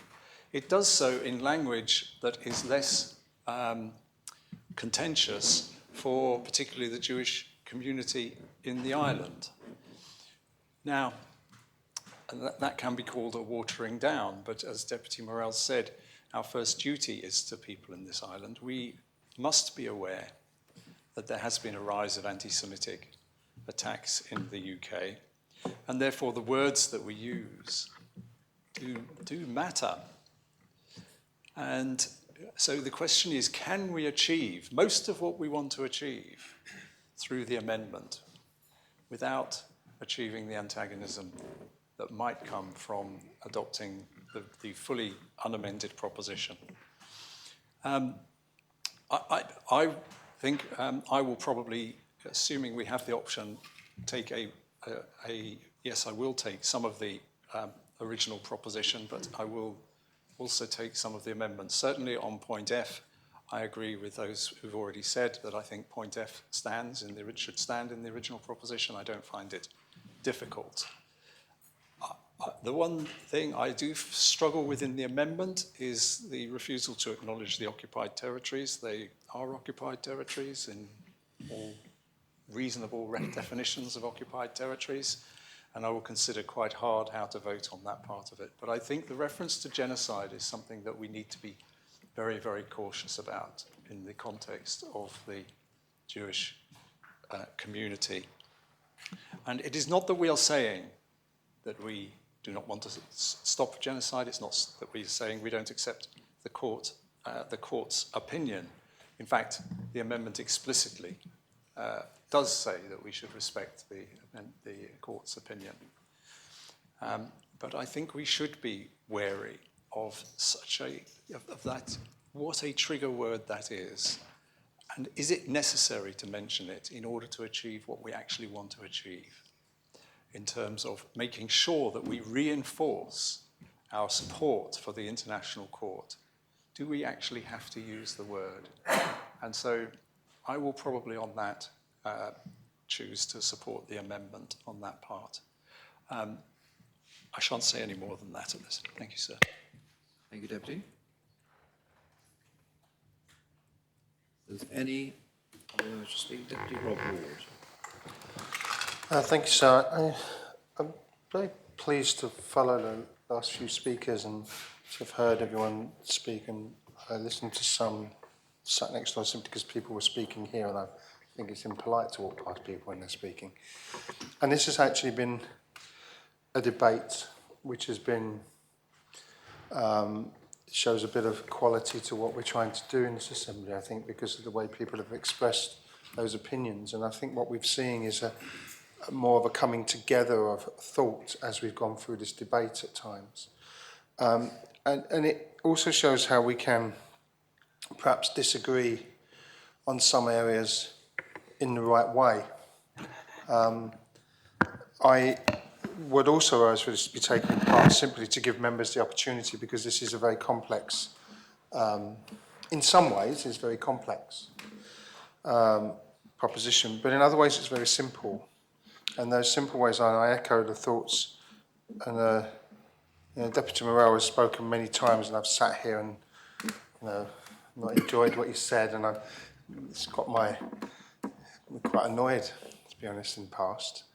But today I share that view about how we look at the actions that are being taken and the effect on children and women in that area. And that exposition of so many people in the small area and the tonnage of bombing has really got me thinking about how the difficulty that I have had as a privileged Westerner who's never had to go through any of these things in viewing this and thinking, what can I do? What can I do to stop this happening? So there was something I was going to say, and again, it's so difficult because you don't want to say the wrong thing. But I don't think, sir, and I want to say, I'm not Islamophobic if I condemn the actions of Hamas in killing people. I am not anti-Semitic if I criticise and condemn the actions of a government of Israel and the actions that are taken that have been at times indiscriminate. I do not believe either of those two things. I don't think we should be labelling. We should be looking, and all we can do in this assembly is to look, to say to the rest of the world, and we do have a voice in that world, that we as an assembly would like to see a ceasefire and end to the killing. And then I'm not saying what the solution should be, because I simply do not know. I've learned a lot about the issues around a two-state solution. I've learned a lot recently around a single-state solution and living together. I've learned a lot about the occupied territories. It wasn't my specialist subject. I knew some, as most people would. If they were in any form of politician, you know about some of the history of Palestine. And the reason I mention this is because I do not see a problem, and it's difficult because, if I may, I talk about the amendment, and it has to be in reference to the main proposition to some extent, so stop me if you think I'm not talking about the amendment. But the parts that are removed, I think, do change the nature of what we're saying in this assembly. I don't agree with the last speaker, and again, this is where it's, I think, nice in a debate to calmly be able to say, I don't agree with one element of it, but there were other elements where the speaker was absolutely spot on. I think the use of the word genocide is important because in the proposition, which is removed by the amendment, it talks about the possibility of genocide. And what that does, it puts a real question mark in all of our minds as to what's happening. And by considering that, which the International Court has done and ruled upon about possible genocide, we are being realistic about the possible outcomes of what's happening right now. So I don't have a problem with using that word. Well, I do have a problem with that word, so it's one of the most horrific words we could possibly use, I would suggest. But I don't have a problem with that being included, and I don't think it has the implications that have been suggested at times. So I received a lot of emails, and actually so I'd like to thank people for emailing me on both sides, because we keep saying to people, please engage in your assembly. And then when they do it, I haven't answered them all, so there were just too many. And I didn't want to send a generic email back to everyone because I feel that's wrong. Perhaps that's what I do need to do in future, to say thank you for your email, etc., and put some sort of reply on to say that I have acknowledged that you've sent me an email. But I have no problem, so because it got what those contacts have done has made me think and made me consider. And so I, like so many others in this assembly and so many others on this island, would at times be just not wanting to watch the news. I love watching the news, sir. And I've stopped at times because I simply cannot cope with it. Because I have my own children, and I cannot put myself in the position of the individuals who are going through what is happening in Gaza at the moment. I cannot put myself in a position of those families whose families are held hostage or were killed on March the 7th. I cannot do that. I do not have the experience, and I don't want the experience of being able to do that.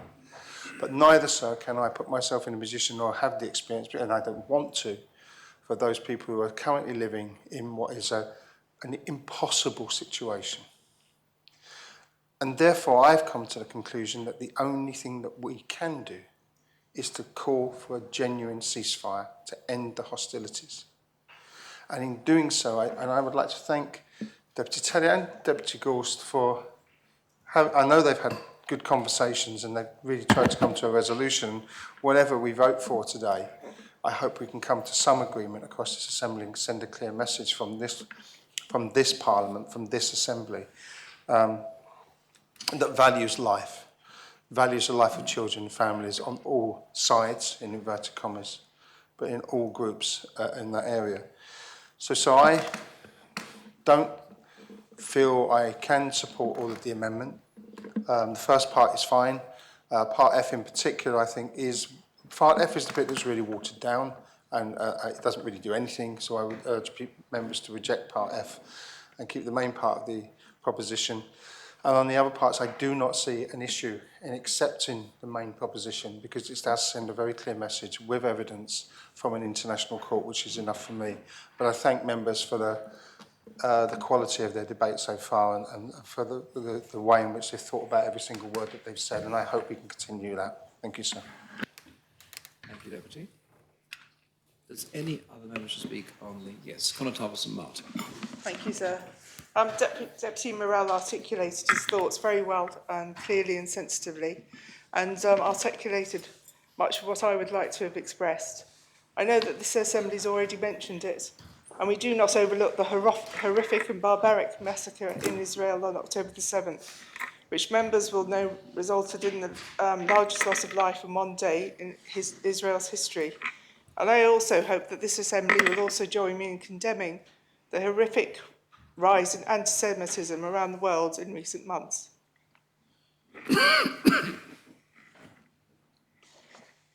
Sorry.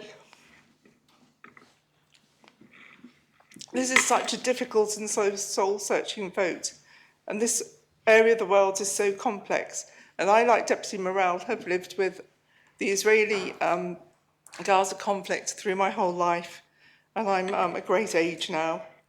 It's horrific that it's still going on. It should not be possible for us to accept this unbearable violence, the inhumane conditions that the people of Gaza are being forced to endure.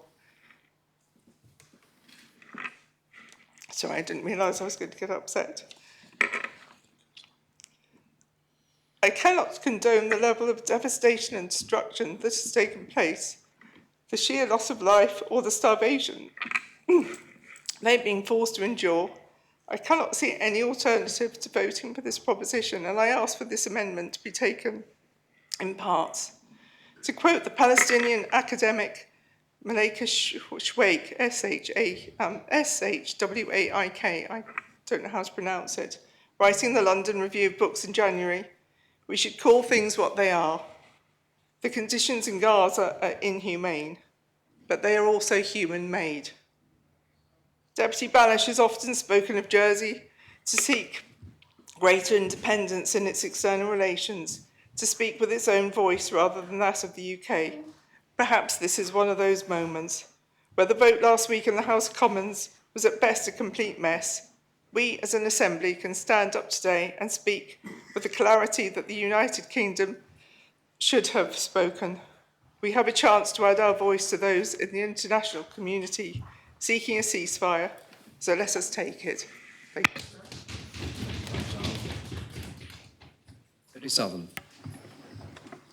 Thank you, sir. And I shall speak briefly because I want just to merely start to sum up where we are.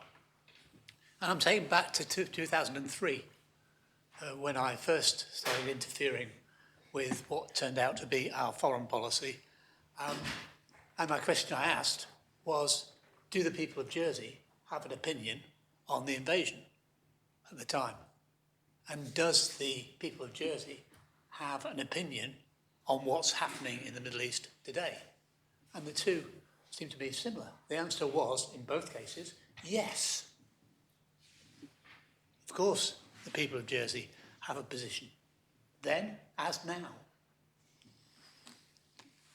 The second question then becomes, and do the people of Jersey want to express that opinion to our UK associates? And the answer was, again, is yes. So as far as I'm concerned, we can get rid of paragraph F. It doesn't do what's required, because what's required is the people of Jersey should take a position and express that to the UK in the hope that it may just, as some have said, just tip the balance, so that the UK stops ignoring what's happening all around them and adopts a more reasonable approach. So the position for me is that paragraphs A and B work for me. They express the opinion required particularly on the potential for genocide. People have used the word, have repeated the words genocide, genocide, genocide. But no, we haven't proven any genocide. It's not been investigated yet properly. What we have is instructed people to avoid the potential for genocide. That's what we were asking, and that's what I believe, inevitably must ask. Avoid the potential for genocide, because we might see down the road that genocide has taken place, and we want to stop that potential. So for me, as I say, paragraph A, perfectly acceptable. That's where we want to be. Paragraph B, also. Paragraph F doesn't do the job, doesn't transmit an opinion, doesn't ask the Minister to transmit an opinion to the UK, just says, tell us what your thoughts are, basically. So for me, I've got my position. I would urge members to adopt a similar position on what was before us. Thank you, Deputy. If no, yes, Deputy Ward. Thank you, sir. So I wanted really just to talk about my own personal experience. And this is from being born in Southern Ireland, and when at the height of the Troubles and of the Northern Ireland conflict, I saw firsthand as a child masked men lead Easter parades with guns and armed. It was a scary sight. I was also asked if I was a Protestant or a Catholic before I even understood the distinction. So there was Bloody Sunday, where the British Army slaughtered 13 Irish men and women. There was a bandstand bombing, probably some of us will remember, where there was the slaughter of British military forces and many horses as well. There was the Brighton bombing, when Margaret Thatcher nearly lost her life. We saw H-Block protests, the hunger strikes, the death of Bobby Sands. And then in the end, this is a conflict that goes back hundreds of years. In the end, we saw the Good Friday Agreement, which at last brought some degree of peace, even though today we're still in a troubled environment. It took a long time, but my point is, words matter. This is why Deputy Gorst is having to tread such a careful line.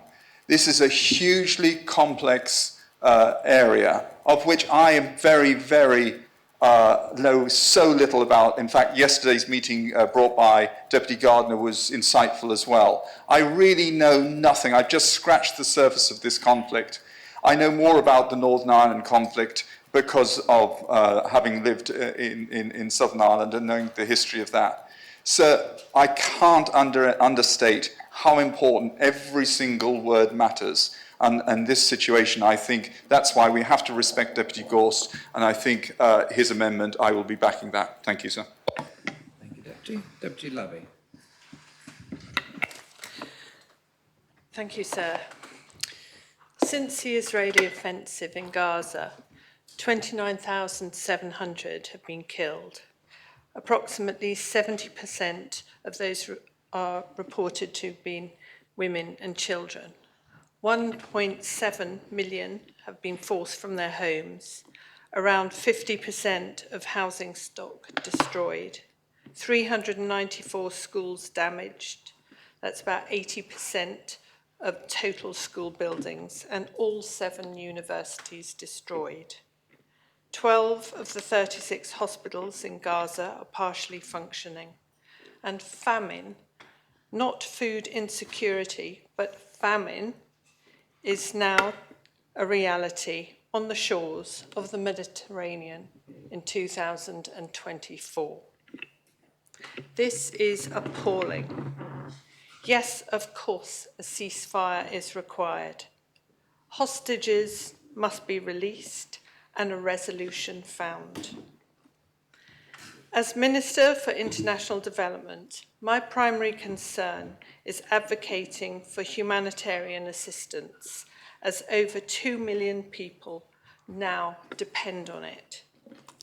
The attacks on Israel on the 7th of October were horrendous. I condemn them utterly. But what we are witnessing now is a human tragedy in our time. Prior to 7th of October 2023, over 1.5 million people were in need of humanitarian assistance. There are now 2 million without homes or food.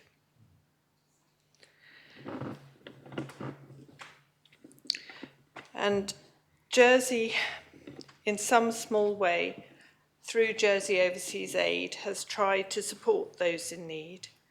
280,000 since 7th of October 2023, and 1.7 million since 2009. I'm sorry that some in our community have chosen to criticise our support, especially as their public criticisms were based on inaccuracies. But I welcome the discussions taking place in Paris and Qatar to this highly, highly complex situation. And I'm grateful to Deputy Gardner for touching on just how complex it really is.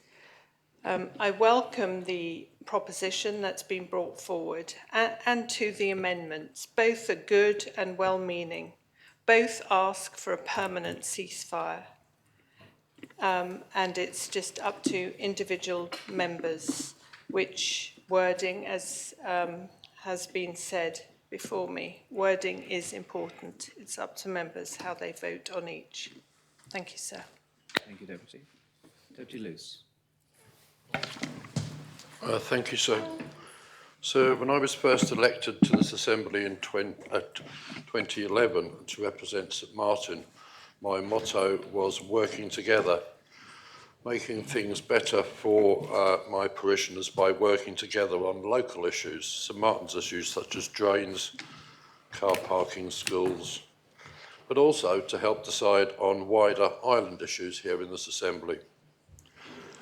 However, every once in a while, a debate such as this one far, far wider than just Jersey or England or the UK, is lodged for discussion.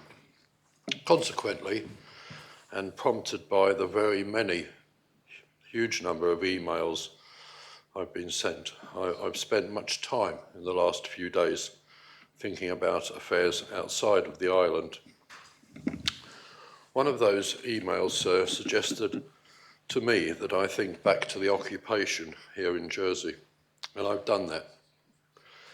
Unlike my correspondent, who had grandparents who lived through those dark days, I have the memories, the knowledge, and the recollection of both my parents, both who lived here at that time.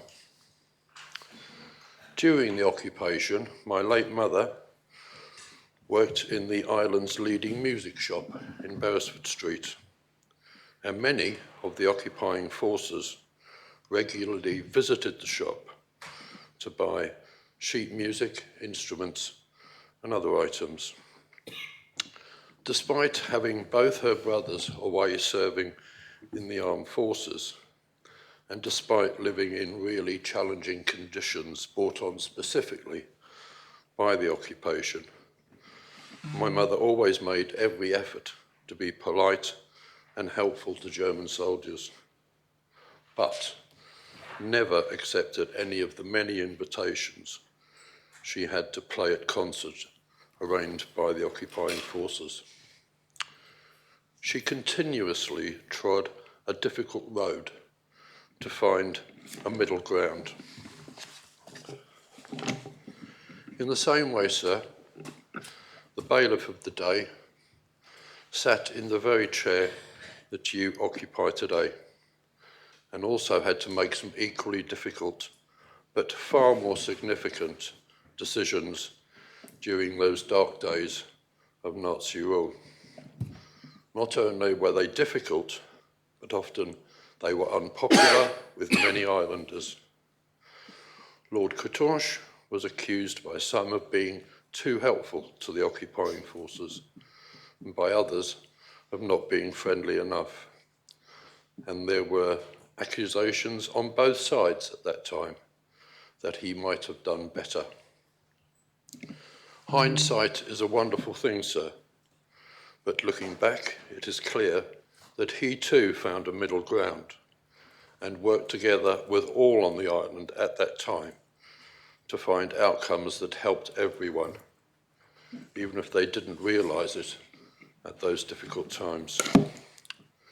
Sir, I wouldn't begin to speak on behalf of other members in this debate, but for me, politics is about finding the middle ground. For me, it's about compromise.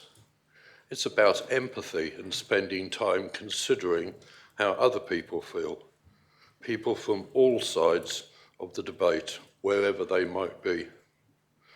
For me, it's about, as it always is and always has been, working together with all sides to find that common ground and search out those solutions that everybody can work with to make progress.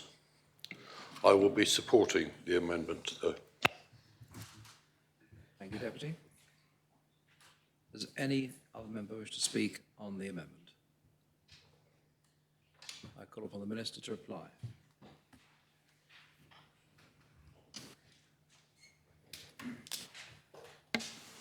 Thank you, sir. It's sometimes said that this assembly, and not just this, but previous assemblies, can get very fractious and is ill-informed. Members don't read their papers. But it has always been my experience that on the big, important matters that he has to consider, that members find it straightforward to put aside differences and have a thoughtful and reasoned debate. And I am very grateful to members for the approach that they have taken to this debate this afternoon. I find myself in that slightly strange position that I feel as though I'm summing up the debate, but I'm not. I'm simply summing up the position for the amendments. But I am so very grateful for the spirit in which members have taken part in this debate and the recognition that the issues are not straightforward. They are long-standing. We heard from Deputy War his experience of the problems in Ireland, which had been ongoing for hundreds of years. We, of course, know when we look to the history of this conflict, it has been difficult for not just hundreds of years, but thousands of years. And we have to bear that in mind when thinking about resolution.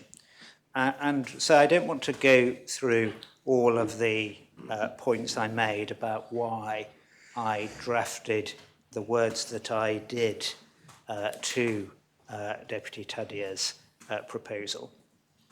But I do just want to remind members of the three reasons and the three stances that I approached this proposition and therefore the amendments from.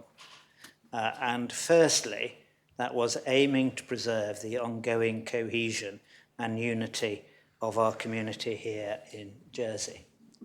And I think that that is important because it is actually something that we can have as members a direct influence over, and where our voice will be loudest. Because there can be no doubt that some have unfortunately experienced difficulties in recent days, and those difficulties have reverberated across our community. And secondly, it was my intention to support balance and accuracy in any public expression on this intricate area of foreign policy. And thirdly, which some felt should have been firstly, but I don't think that's correct, my wish to ensure the constitutional position between Jersey and the United Kingdom is respected. That is important because I and ministers for external relations and chief ministers before me have sought and often have conversations with United Kingdom ministers seeking to ensure that they respect the constitutional position in the opposite direction. I do just want to pick up on one point. It was suggested that if members support the amendment, that would take the original proposition and turn it into a virtue signal. And I refute that. I could go through some of the terminologies used and why I don't think that is the case, but perhaps I'll just pick up one. The original proposition calls for a permanent ceasefire in B. I've amended B to say, call for an immediate suspension of hostilities. So not just a permanent ceasefire in the future, but an immediate suspension of hostilities. So it's not fair to say, or accurate to say, that one is asking for action immediately and one isn't.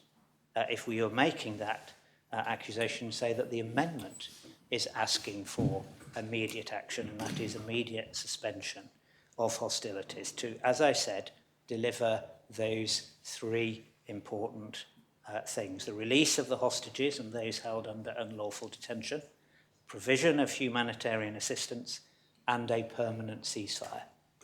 And it is no coincidence or no surprise to me that that is the, and they are the roughly the terms that were proposed in another place last week, and are the type of language and terms which are being used in the peace talks in Paris and further afield, which I alluded to earlier. Equally, as the Minister for International Development said, the amendment calls for a permanent ceasefire.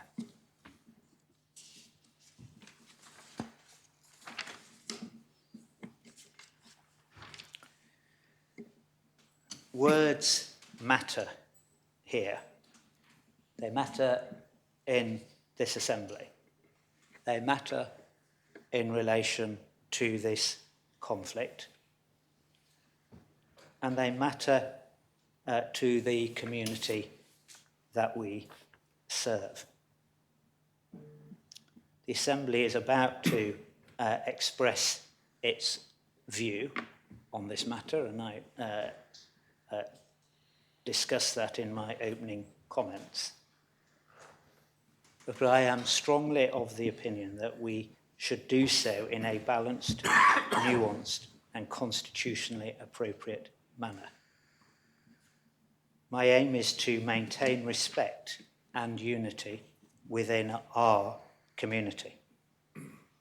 And I've taken time to speak to representatives of faith communities prior to lodging these amendments and attempted to incorporate these views in my proposals. I don't see that as odd. I see it at the core of our ability to stand together as a unified community. It's my view this conflict will ultimately only ever be resolved through unity and tolerance. And as I was continuing to speak to representatives of our community and to states members and others, it is that led me to lodge the late amendment around the two-state solution. Someone that I respect greatly and has great experience in the international aid field globally, but importantly in this area, perhaps for the first time instilled in me the possibility of hope, and the hope that perhaps a one-state solution could work. And it was after these conversations that I decided that it was better to leave the solution, although the parameters around what that solution should provide for, i.e. based on a solution that provides justice, freedom from occupation, and security for both Israelis and Palestinians, but to leave it for others who will need to come together and find within themselves the ability to forgive and to work together in a unified way if that solution is to work.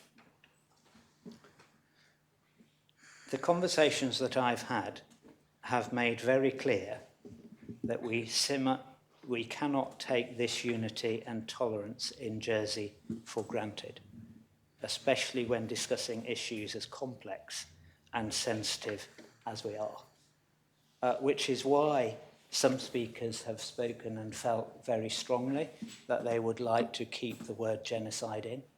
For all of the other reasons, the potential genocide, but it's the use of the word, even with the caveating of potential, that to some members of our community is so strongly opposed because of their history. Again, with the other point about the occupied territories. But most of all, those discussions have shown that moderation and respect will have a lasting benefit for our peaceful coexistence. And as I said right at the start, so I'm grateful to all of those people who have spoken to me. They have been respectful and informed, but important in their ability to maintain unity. And for my part, whatever is decided this afternoon, in these dark times of division and conflict, I am not willing to abandon efforts to maintain or seek to maintain, where possible, unity and social cohesion in our island.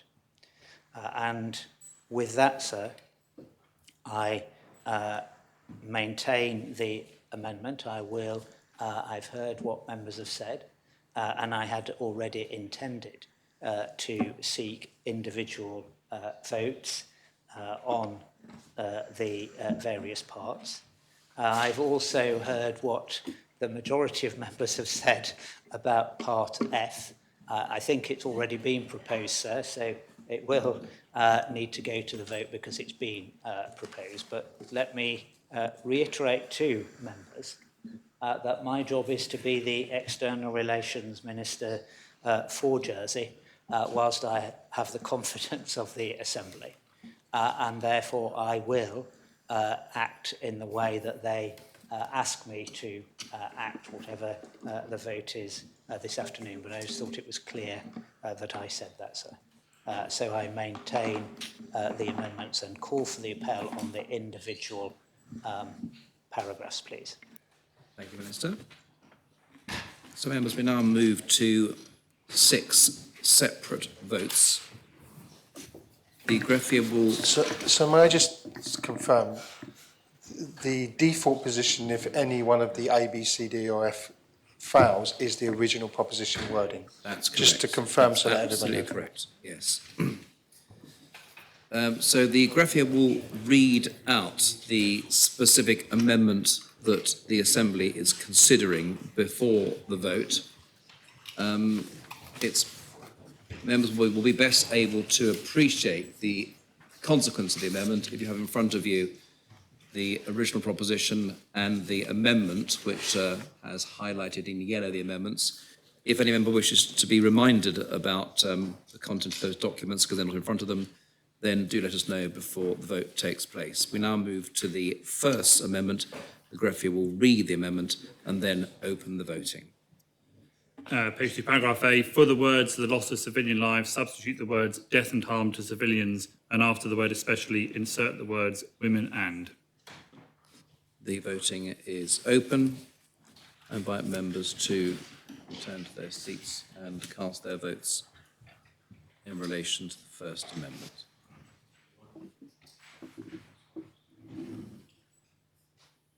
If all members have the opportunity of casting their votes, I ask the greffier to close the voting, and the First Amendment has been adopted unanimously, 45 votes for, no votes contre. We now come on to the Second Amendment to paragraph B, and the greffier will read the amendment.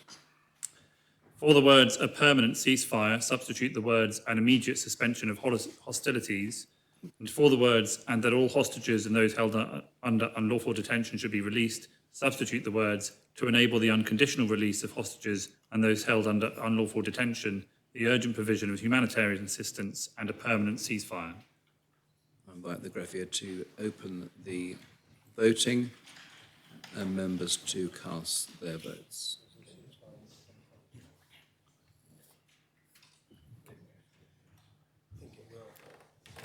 All members have had the opportunity of casting their votes. I ask the greffier to close the voting.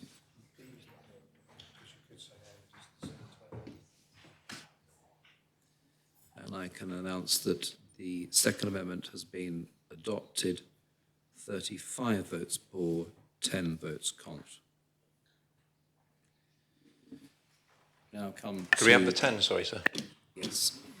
Those members voting contre, the Conor St John and Deputies Tadier, Rob Ward, Alves, Mesick, Coles, Porray, Catherine Curtis, Feltham and Alex Curtis. Now move to the Third Amendment to paragraph C. And I invite the greffier to read the amendment. For the words stop further significant loss of civilian lives and to avoid potential acts of genocide, substitute the words prevent death and harm to civilians and damage to civilian infrastructure on a mass scale. I invite the greffier to open the voting and members to cast their votes.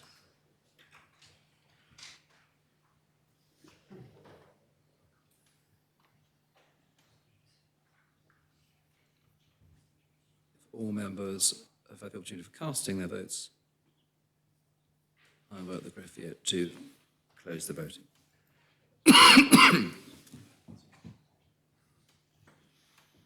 And I can announce that that amendment has been adopted, 26 votes for, 19 votes contre. So could we have both votes, please? Yes. Those members voting pour, the Connétable, St Helier, St Lawrence, Trinity, Grouville, St Juan, St Mary, St Saviour, Labby, Luce, Lahigara, Ayer, Gardner, Gorst, Farnham, Moore, Balash, War, Miles, Rose Binney, Miller, Howell, Tom Binney, Ferry, Barbara Ward, Wilson, and the Connaught Arbor St Clement. And those members voting contre, the Connaught Arbor St Peter, St Martin, and St John, and deputies Southern, Tadier, Doublé, Morel, Rob Ward, Alves, Mesick, Coles, Porre, Renouf, Catherine Curtis, Eltham, Kovac, Alex Curtis, Stevenson, and Andrews. Now move to the fourth amendment to paragraph D of the proposition. And I invite the greffier to read the amendment. For the words interim ruling, substitute the words independence and work. For the words in South Africa's case against Israel, substitute the words including in relation to the conflict in Gaza. And after the words should be respected, insert the words having particular regard to the court's interim ruling. I invite the greffier to open the voting and members to cast their votes.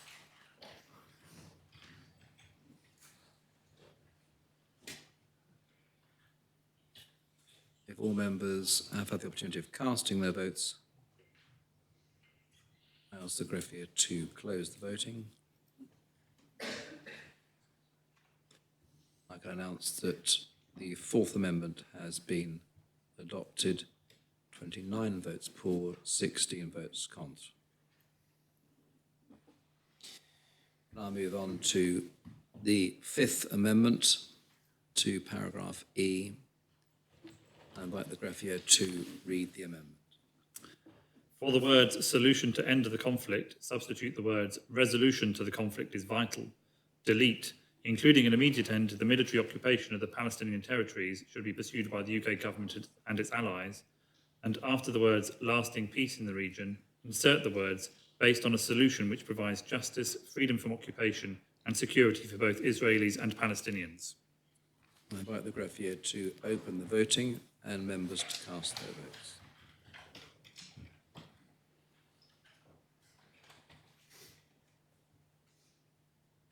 If all members have had the opportunity of casting their votes, I ask the greffier to close the voting. I can announce that the Fifth Amendment has been adopted, 31 votes pour and 14 votes contre. Now move to Could I ask for the 14, sorry, on that one? Yes. Those members voting contre, the Connaught Arbor, St Martin and St John, and deputies Southern, Tadier, Rob Ward, Alves, Mesick, Coles, Porre, Catherine Curtis, Feltham, Kovac, Alex Curtis, and Andrews.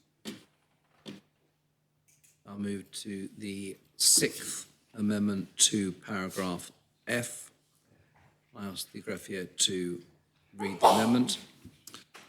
For the words express the view of, substitute the word updates. For the word on, substitute the words over the steps taken by ministers to raise.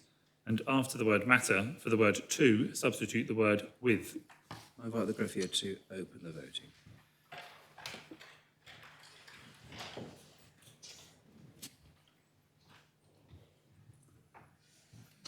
If all members have the opportunity of casting their votes, I ask the greffier to close the voting. And I can announce that the final amendment has been rejected, 15 votes pour, 30 votes contre. So we now move back to the proposition as amended. Does any member wish to speak on the amended proposition?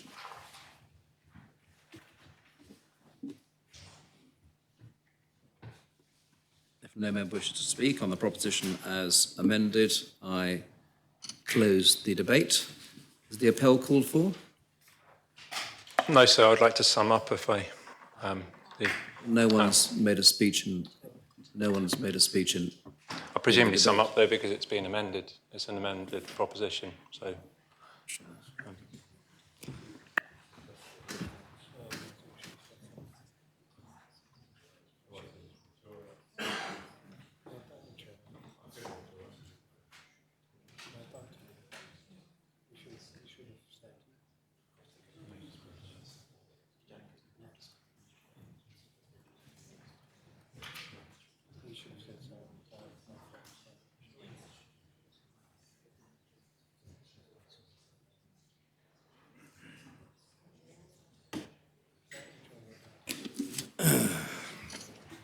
in the circumstances and without setting a precedent, Deputy Tadier, you will be able to make a speech. Thank you, sir.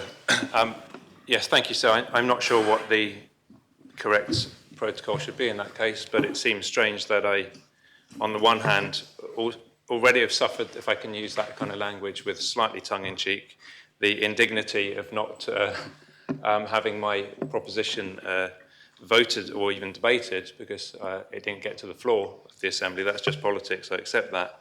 And I was able to move the proposition before it was amended. Therefore, I think I should be able to sum up having had it amended, sir, because first of all, I may not agree with it. I may not want it to be supported.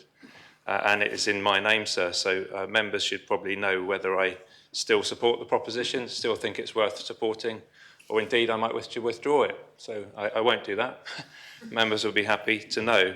The key reason for that, as I started off at the beginning, is that I'm grateful that the key red line for me, if you like, was the fact that if a two-state solution had been put in there, that would have been a red line and I couldn't have supported it. I would have had to vote against this own proposition, which I brought and then which has been amended.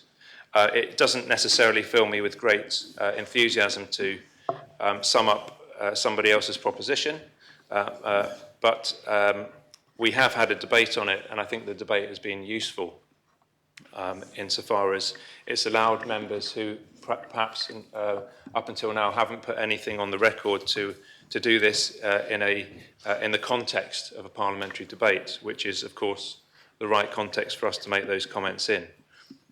I want to put these thoughts on record. I think, of course, it was entirely well meant to seek consensus and to bring something, but there's always a trade-off in doing that. So first of all, I'd like to thank the members who spoke and who voted either way on this and who spoke either way, but particularly those who did recognise, I think, what I was getting at, particularly in C, D and E, because it's not simply okay to say, because certain parts of the community don't like something, that we have to do it. I think we're here to make not just tough decisions, but the right decisions. And sometimes if it comes to a choice between voting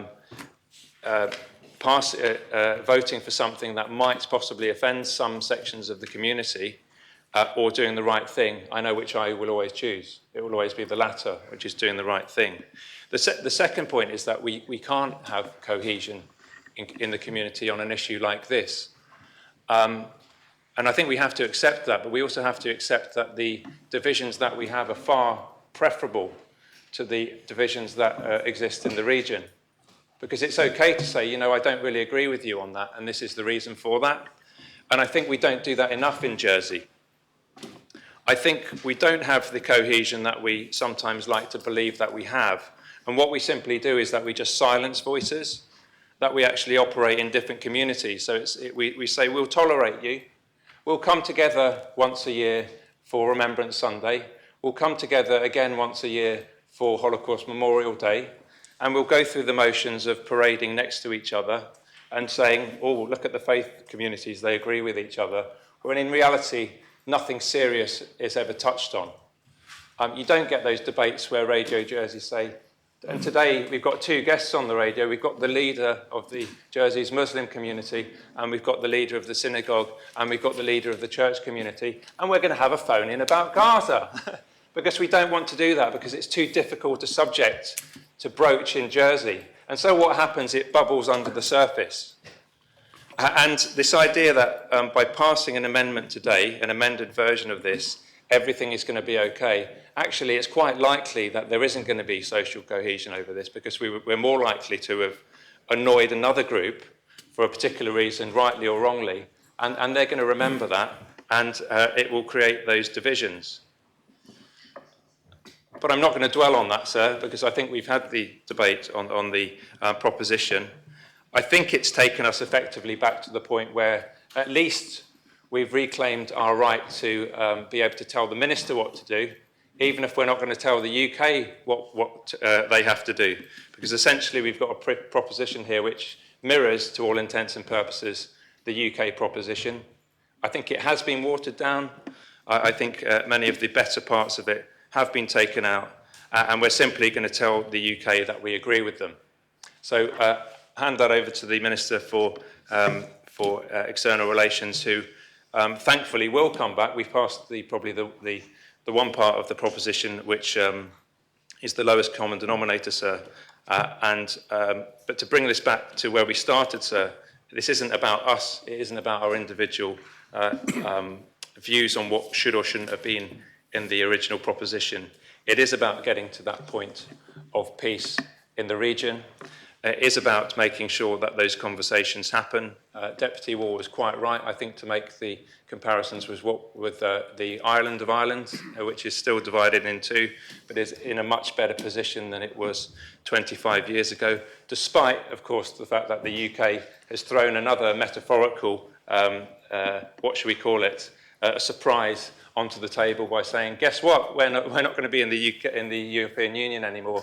Let's see how you deal with that, being two countries in one. So again, the UK has shown itself to not always be leading by example. I think what we have done in this Assembly today, despite some disagreements, is that we've done ourselves proud in showing that we can have a parliamentary debate where we disagree, where amendments are put in order, where we have an orderly debate, and that we can move things forward. And if I might say so, I think the reason it's so important, and I am actually grateful that Part B is intact and references humanitarian assistance and, of course, the immediate suspension of hostilities, is because if we have a scenario where 70% of the casualties, and rather the fatalities in that area, are women and children, that means that only, of course, it's bad when men are getting killed too. You know, those are fathers, those are brothers, those are uncles, and those are men who are not going to be around. But that means the majority of people being killed in Gaza at the moment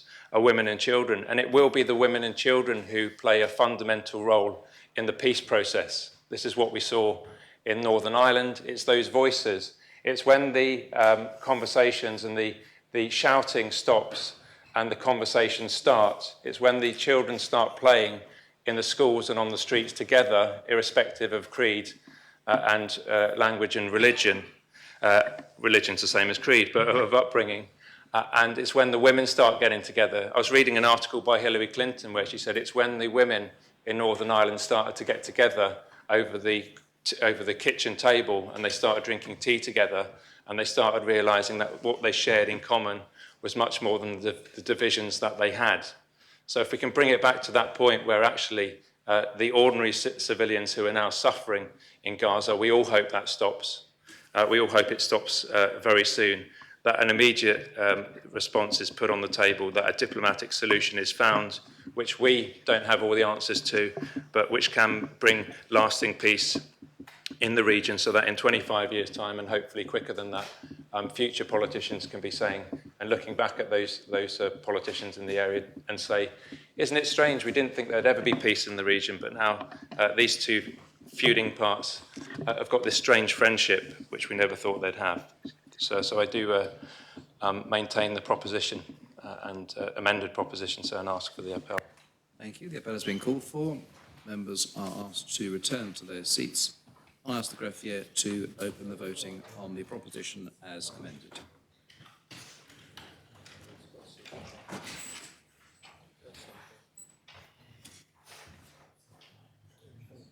If all members have cast their votes, I ask the greffier to close the voting. And the proposition as amended has been adopted unanimously, 45 votes for. The next item is Jersey Overseas Aid Commission, reappointment of a commissioner lodged by the Minister for International Development. The main respondent is the chair of the Economic and International Affairs Scrutiny Panel. I ask the greffier to read the proposition. The States are asked to decide whether they are of opinion to reappoint Mr Alistair Calvert as a non-States Commissioner of the Jersey Overseas Aid Commission, effective from the 20th of March 2024 until the 20th of March 2027, in accordance with the Jersey Overseas Aid Commission Jersey Law 2005. Minister. Thank you, sir. I think after the debate we've just had, members might realise I need all the help I can get on Jersey Overseas Aid. I I'd like to reappoint Mr. Alistair Calvert. He's an experienced and compassionate man, and Jersey Overseas Aid benefit particularly from his voluntary service to us, and a new area that we're exploring in impact investing and philanthropy. So I make the proposition. Thank you. Is the proposition seconded? Yes, sir. Does any member wish to speak on the proposition? Thank you. Those in favour of adopting the proposition, kindly show. Thank you very much. The proposition is adopted. The next item is Cabinet Office expenditure savings lodged by Deputy Andrews, and the main respondent is the Minister for Treasury and Resources. I'll ask the greffier to read the proposition. The States are asked to decide whether they are of opinion to request the Chief Minister to review the revenue expenditure of the Cabinet Office and ensure that expenditure savings are identified and included within the Government Plan 2025 to 2028. Deputy Andrews. Thank you, sir. This proposition has been something that I have considered for some months now. And the reason being, sir, is because, like anything, when politicians have to be responsible for forming something, there are always going to be some complexities in terms of establishing a structure, in this case that we see the Cabinet Office. And in my view, sir, I think what we have probably done is try to do a bit too much too soon.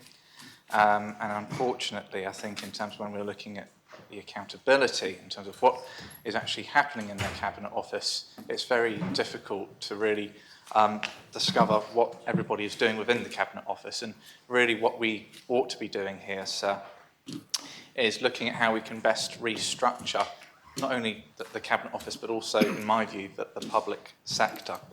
Because I think there has to be, importantly, lines of accountability between civil servants and the ministers who, again, are the political lead of each ministerial department. But when we look at, say, the Cabinet Office, it is the Chief Minister who is the accountable politician, who is accountable to the State Assembly and the public, sir. Now, I must say I have been very concerned with recent growth bid approvals, sir. In the last 2 consecutive years, growth bids have nearly been 25 million in total.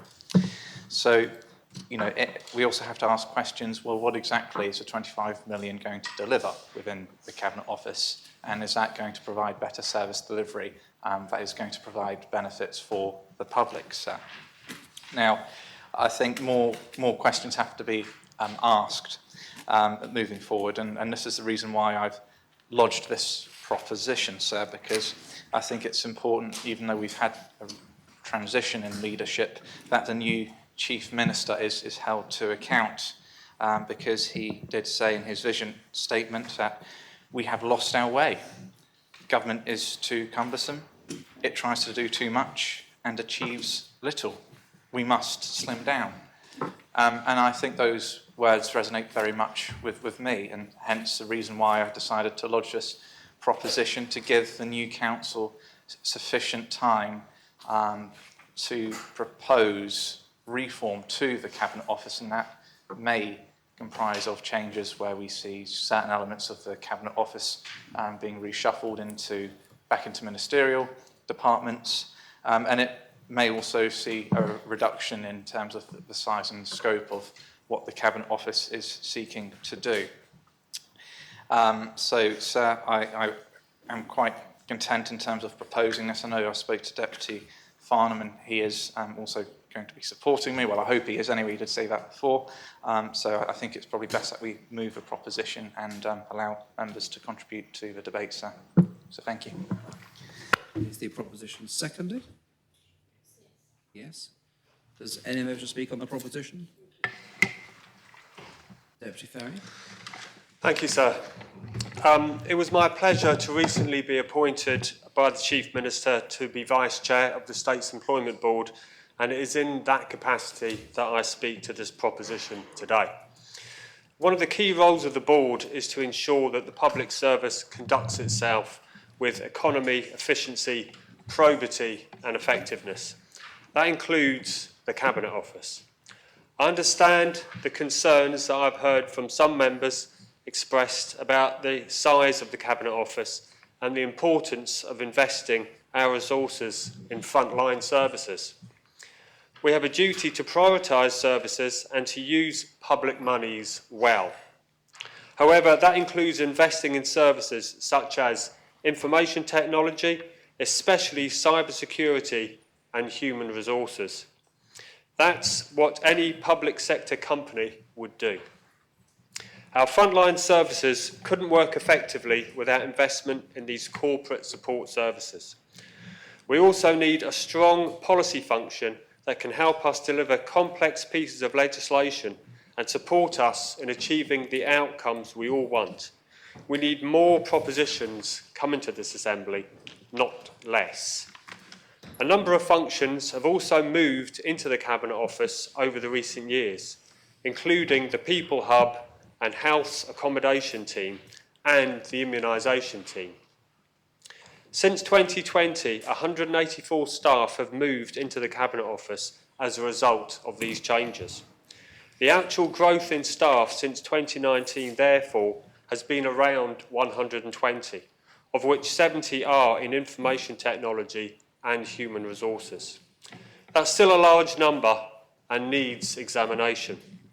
Indeed, I believe the Statistics Jersey, as agreed by the Assembly, are developing a schedule of statistical briefings for 2024, which will help us in this work. All that said, the Cabinet Office has also not been structured in the way envisaged by the Democratic Accountability and Governance Report. The report recommended a small function at the centre of government coordinating businesses. Instead, in the Cabinet Office, what we have is a combination of 3 existing central departments with numerous functions. This should enable us to achieve economies of scale and increasing knowledge sharing. We need to examine whether this has been achieved. In the meantime, we should not jump to a conclusion that there is lots of money to be saved, nor spend too much energy in government restructuring. What matters more is good leadership and supportive culture, clear priorities and objectives.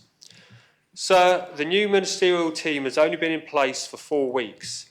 As the comment presented by the Council of Ministers said, we need time to develop a thorough knowledge of the current position before reaching conclusions. Ministers will do this with the Chief Executive and with the care and attention that our staff deserve. We have an excellent and hard-working staff, and I want them to be motivated and focused. This means taking them with us. Many of them will no doubt be listening to this today, and I personally know how committed they are to public service. We expect high standards from our employees, and in return, we should provide them with a fit-for-purpose environment. I hope that members will agree with this sentiment. As such, ministers with the States Employment Board will review the Cabinet Office and we will seek to deliver savings in the public. Thank you, sir. Thank you, Deputy. I see the time. Before a proposition is made, can I perhaps identify how many other members wish to speak on this proposition? I intend to speak very quickly, sir. Just the Chief Minister. Are members content to continue? Chief Minister. Thank you, sir. And I agree with Deputy Andrews. The government should be more cost-effective and focused on the issues and the services that matter most to islanders. That work is already underway. I have met with the Chief Executive and asked him to provide information and analysis so we can make informed decisions about the future of the Cabinet Office. And I want to be very clear that throughout my time as Minister and my short time to date as Chief Minister have been nothing but impressed by the skill and dedication of the public sector. And we need to offer all staff clarity on their positions moving forward. We equally need, sir, to deliver savings where we can through continued efficiencies to ensure that we are cost effective and focused on what we need to deliver. So I've committed to complete this review and to update members as we make progress, and that is what I will do, sir, and I support the proposition. Thank you. Thank you, Chief Minister. I call upon Deputy Andrews to reply. Thank you, sir. I would just like to take the time to thank both Deputy Ferry and Deputy Farnham for their contributions to this debate. I think it's quite clear, sir, that the State Assembly is very much in support of this proposition, and I don't believe there is any need for me to waste any more time, so I'll call for the appel, sir. The appel has been called for. Members are invited to return to their seats, and the graphier will open the voting.